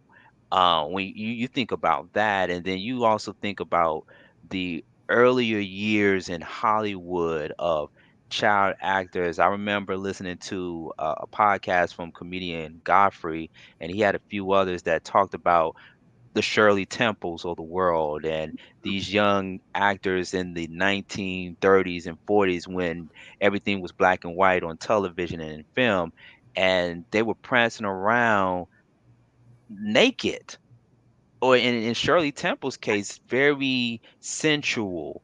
You know, it was so many things that happened around that time where these kids, prancing around, whether it was naked or whether it was sensual or whatever. You look at that now and you be like, who idea was this to put these kids in this particular space, in this particular situation? Why do you, to Dr. Alexis, why do you think this is still happening, or is happening or happened now in the entertainment industry? Why do you think it's an ongoing cycle? Yeah, it really comes down to culture, and people throw that word around so casually. And the thing is that it's a very real reality in our both individual and group psychology. We are just, our minds are just kind of made to, when we go into a space, we look around and we learn about our environment, and we gain insight about like, okay, what are the norms here? What's okay? What's not okay? And we learn a lot just from observing people's behaviors. And if you, especially if you don't have proper like insight or education that empowers you to know that you have your own self-worth, you have your own bodily autonomy, you have the right to consent, you have the right to disagree and to say no and to set boundaries. If you're not educated in that way or raised or cared for in that way, and then you step into this environment where you're just trying to learn and assess what the rules are, and you're in this environment like the entertainment industry where people are enabling the sexualization of children, then a lot of people, it kind of comes like cultural groupthink, then it's like, so this is okay here, all right. And you even saw people processing that in the docuseries, as they reflected on their own behaviors, the behaviors of those around them. It's tough I can imagine how tough it is for them now with hindsight, looking back. And I really hope that they're not too hard on themselves, because once you're in it, it really screws with your psychology. And it's interesting, before we go over to Patty, and we want to definitely touch on wit and reason before we let both of you all go. But I remember before I came down here to Florida, there was this big news story of little girls that were taking pole dancing classes in Atlanta. And I saw video clips of that. It went viral on social media. And what you alluded to just a moment ago, Dr. Alexis, this has become normalized. This is part of the culture of grooming kids, no matter if they're little boys or little girls. It's the culture of grooming kids so young in these adult spaces, to where years and years later they're traumatized by what they have been through and the spaces that they have been in, because they've been groomed into those spaces of doing things that are outside of the norm as a little kid. Like, kids should be riding bicycles, kids should be climbing trees, being in tree houses, playing with dolls, playing with action figures, not pole dancing. Right. You know what I mean? But Patty, what do you make of this new? It's like a new normal, if you will. It's like this new normal. It's baffling to me how some of these parents seem to just turn their child over to the industry. I mean, that in itself has to be spoken to. You don't just turn your child over to be mentored, by this grown man that you don't know anything about. I mean, that is insane. I cannot wrap my head around that. A mentor, no. Well, and which was anything but, so why is that acceptable? I think people just get, caught up with this life and dreams and the lights and everything that goes along with Hollyweird life. There you go. You said weird. We used the word weird earlier, so I think it's fair you can call it Hollyweird. Yeah, and they just they put so much trust into these people who are in these powerful positions, and it's just it's very scary to me. I certainly, if I had children, I definitely would not do that. I mean, there was talk in the docuseries about one of the guys. Could have been Handy, or the dialogue coach who drove a wedge between Josh, was it from Drake and Josh? Drake Bell and Josh, yeah. Yes, And Drake Bell's father. Drake Bell's father, by the way. That was so child and his father. Classic. That is just, yes. I mean, That's and that is intentional. That is a part of, what Dr. Moreno was saying about the grooming process. But like I said, you don't just hand your kids over to these people to just, have their way and just do whatever. No, you never do that at all. And then they have it set up to where they don't want the parents, to be anywhere near the set. Another red flag. So, yeah.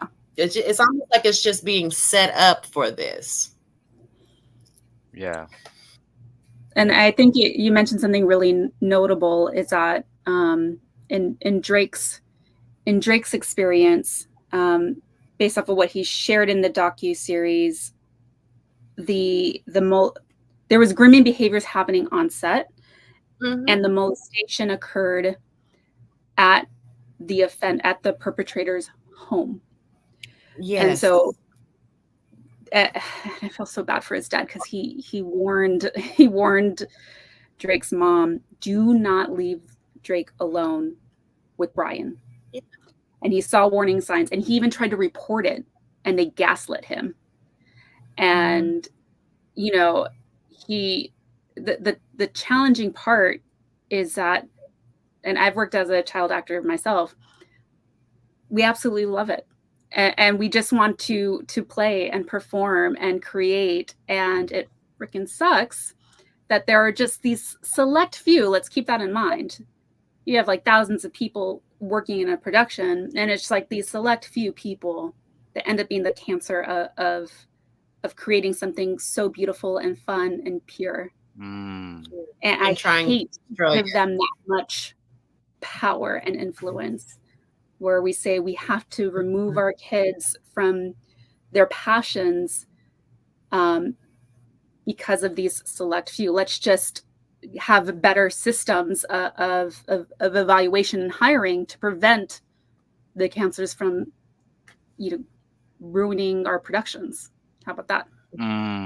I like how you just bringing it back home, something so pure and so beautiful to be something that we never thought in a million years would happen. And it just goes to show you that we living in a time right now where everything is dark, everything is being exposed, everything that happened in the 90s is now being exposed in 2023, 2024, and soon 2025 and stuff. It just makes you think that,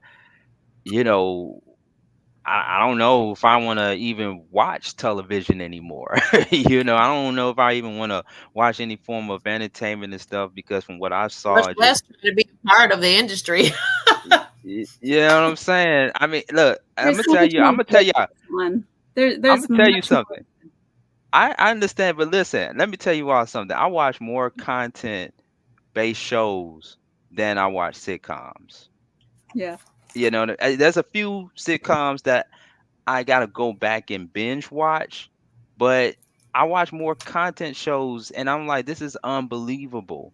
I thought, growing up, I'm gonna see nothing but sitcoms and television shows and stuff, and in this dark period that we are in right now, and you blend that in with the political climate that we in, and just so many of these new norms that we are in, it just makes you like, hey, I need to call Dr. Alexis and set up a session. Yes. I need a mental health break.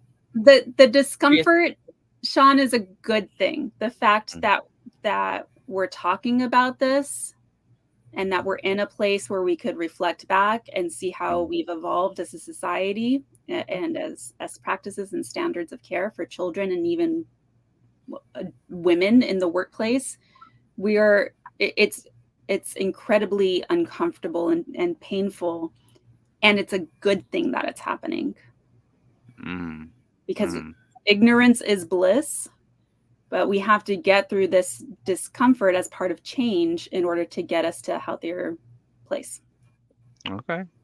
Fair enough. Great point. And it brings us to Wit and Reason, of course, the founder of Wit and Reason.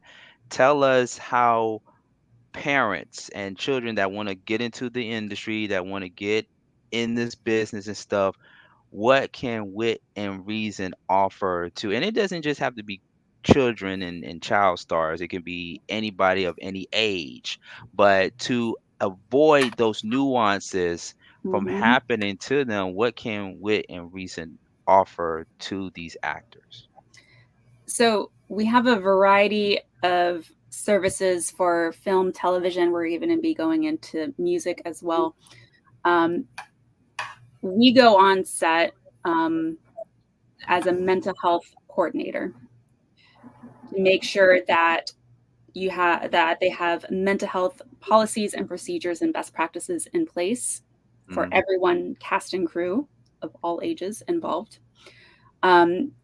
We also bring in mental health first aiders and train as many people on that set or in that production as mental health first aiders, so they know exactly what they're watching out for and the safest ways to intervene responsibly. If you could imagine on these sets and on Nickelodeon, we would have shut down any type of toxic behavior coming from Dan Schneider. Would have shut down any kind of inappropriate touching or conversations going on with John or Brian with the children actors. I mean, you have rights as actors and you have an ability to make these types of requests. If I'm going to participate in this type of production, I want to make sure that not only do I have the right kind of candy that I want in the green room, but I want to make sure that we have at least a mental health first aiders, if not a mental health coordinator. Another thing that we also provide is performance coaching. Not just performance for actors, but any type of role that people need to be able to uphold on set and in those conditions. That gives us another opportunity to check in with people and see like how do you feel like you're handling this role, or what are you working through? What are some of the challenges you have in upholding this role, whatever your role is as an actor or director or producer. And so that's another way that we could kind of check in with people's not only functioning, but also wellness as well, because we're human beings and there's a lot that comes into anything we try to do. Yeah, yeah.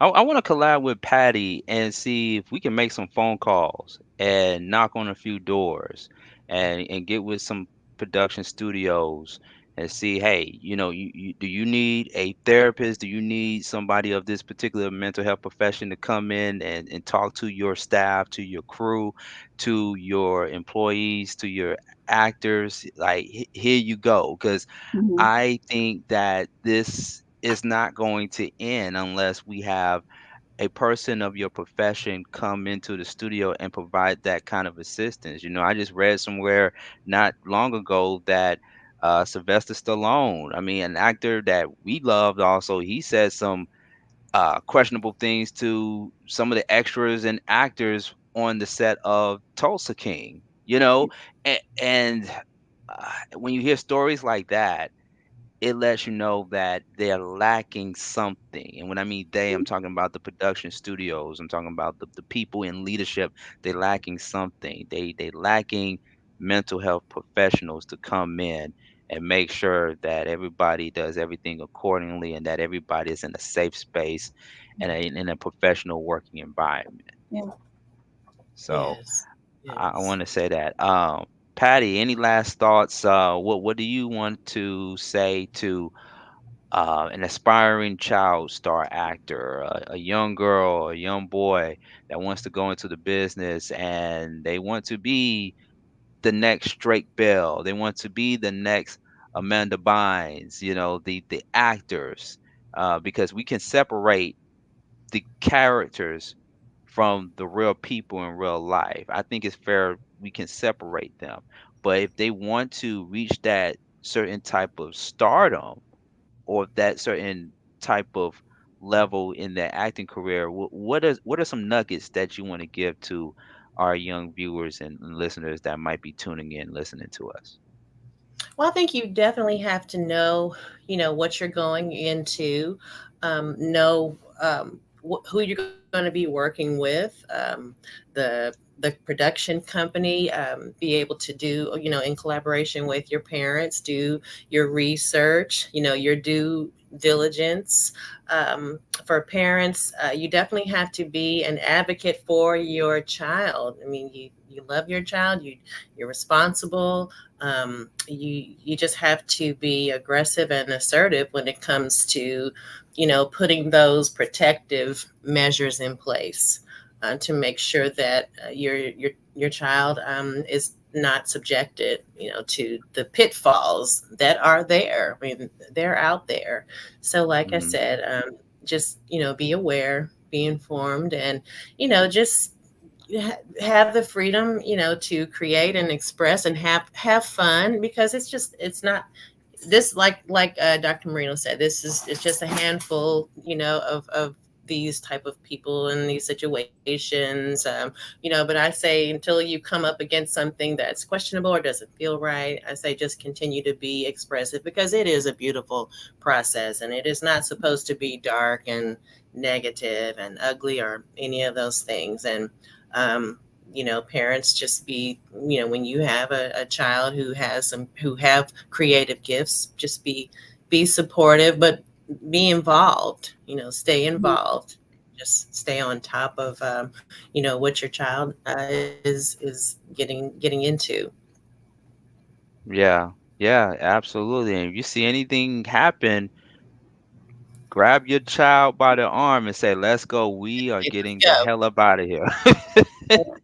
Exactly. Don't be afraid Yeah, to do that. Yes.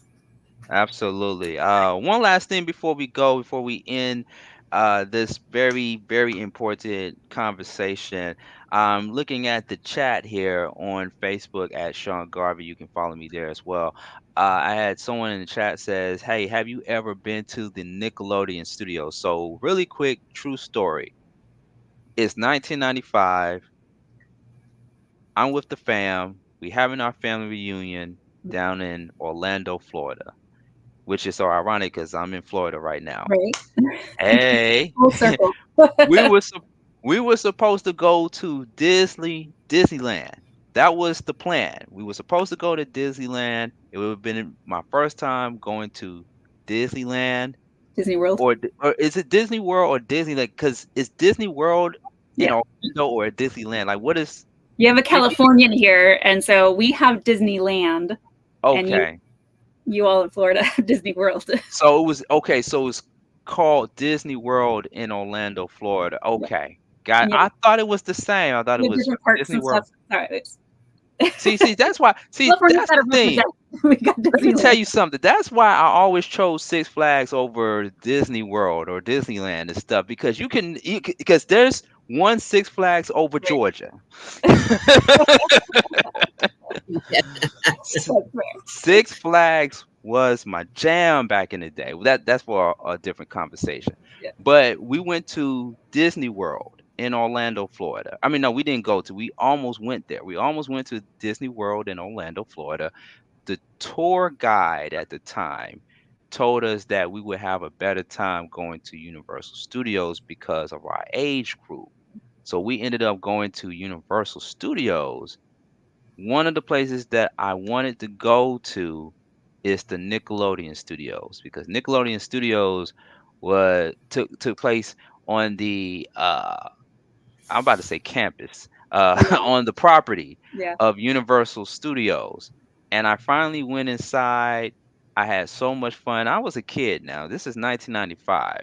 I had so much fun being inside that studio. I wanted to be one of the actors on one of the Nickelodeon shows. So I Did you was get this close. slimed? Did I what? Did you get slimed? I did not get slime. You know what? I thought I got slime, but my mom reminded me that I didn't. I participated in a game Yeah. activity that they had for us, but I didn't get slime. Did I wanted to get slime? Yes, I did. I wanted to get slime. Yeah, right? Yeah. That's awesome. So that's a fun fact of Sean Garvey. But yeah, that happened in Orlando, and one thing that Melissa Joan Hart I felt was very interesting that she said in a video that went viral when she was asked what were her thoughts on Quiet on the Set.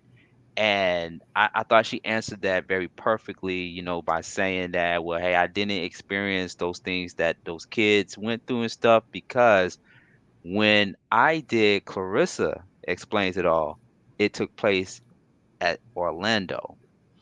What happened with the child stars, with Dan Schneider and all them, that happened in California, in Hollywood. And I think we need to have a different episode, a different conversation next time when we talk about what happens when corporate comes into the picture and everything changes.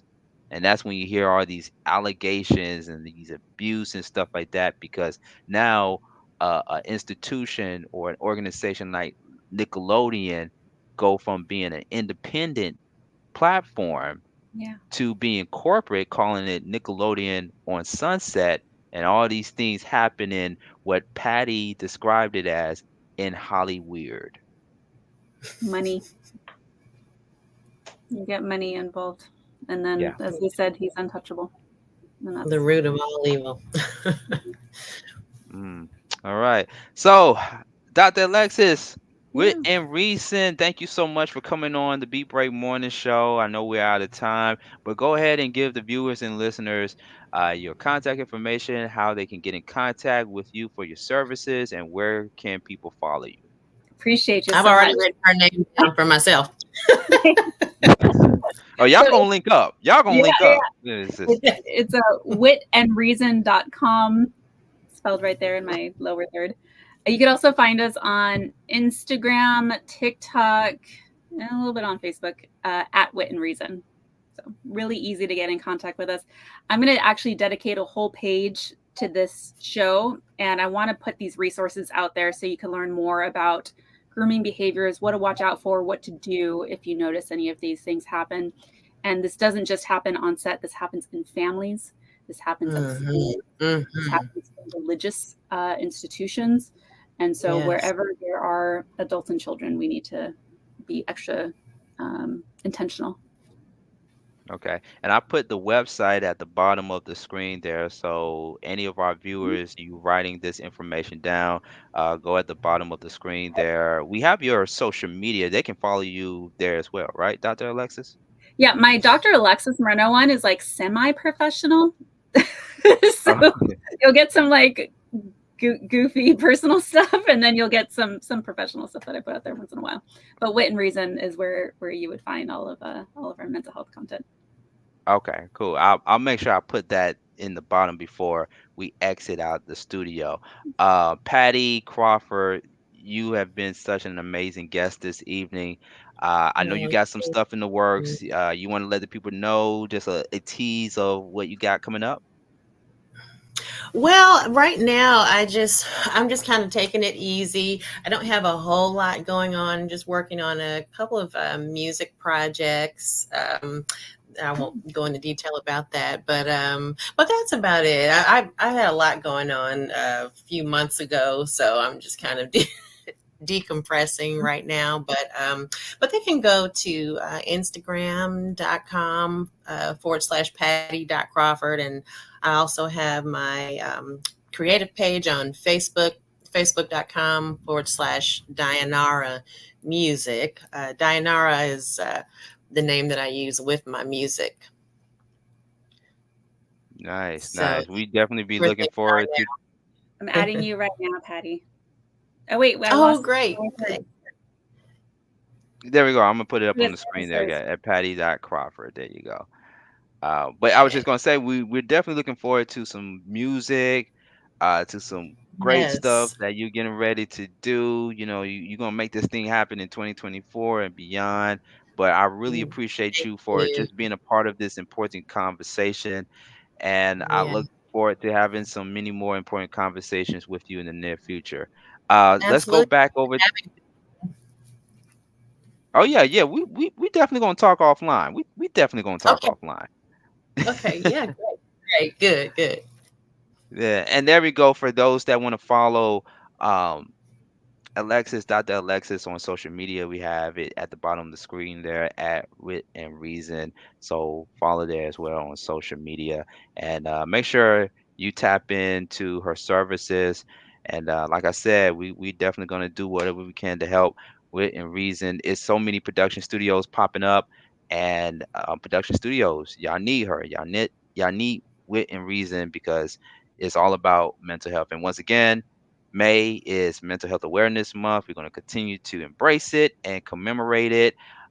So definitely make sure you take heed into that. And the number is 988. If you or someone you know is facing some form of mental health crisis, please dial that number 988. They have operators standing by 24/7.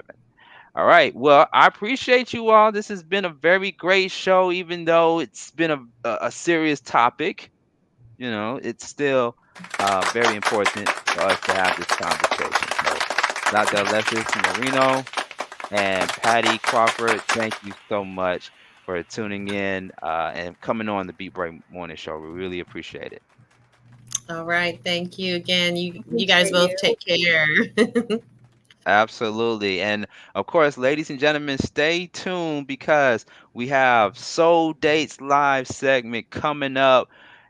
You all would not believe who I am bringing on Soul Dates Live. So, fellas, if you still single, I'm not talking about you guys being in a situationship. I'm talking about single like a dollar bill. If you're single, I'm gonna need you all to get ready because we have this beautiful and intelligent woman that's getting ready to come on with me because she is looking for the one. So we call it Soul Dates Live, which is like our show Soul Dates Live, but it's a segment now. And she's looking for love in 2024. All right. So stay tuned. We got Soul Dates Live coming up with yours truly, Sean Garvey, right here on the Beat Break Morning Show on Honey, the Flow Television Network, as well as on 87 FM, 101 The Vibe FM, and wherever you get your streaming from. Stay tuned. Keep it locked. The Beat Break Morning Show.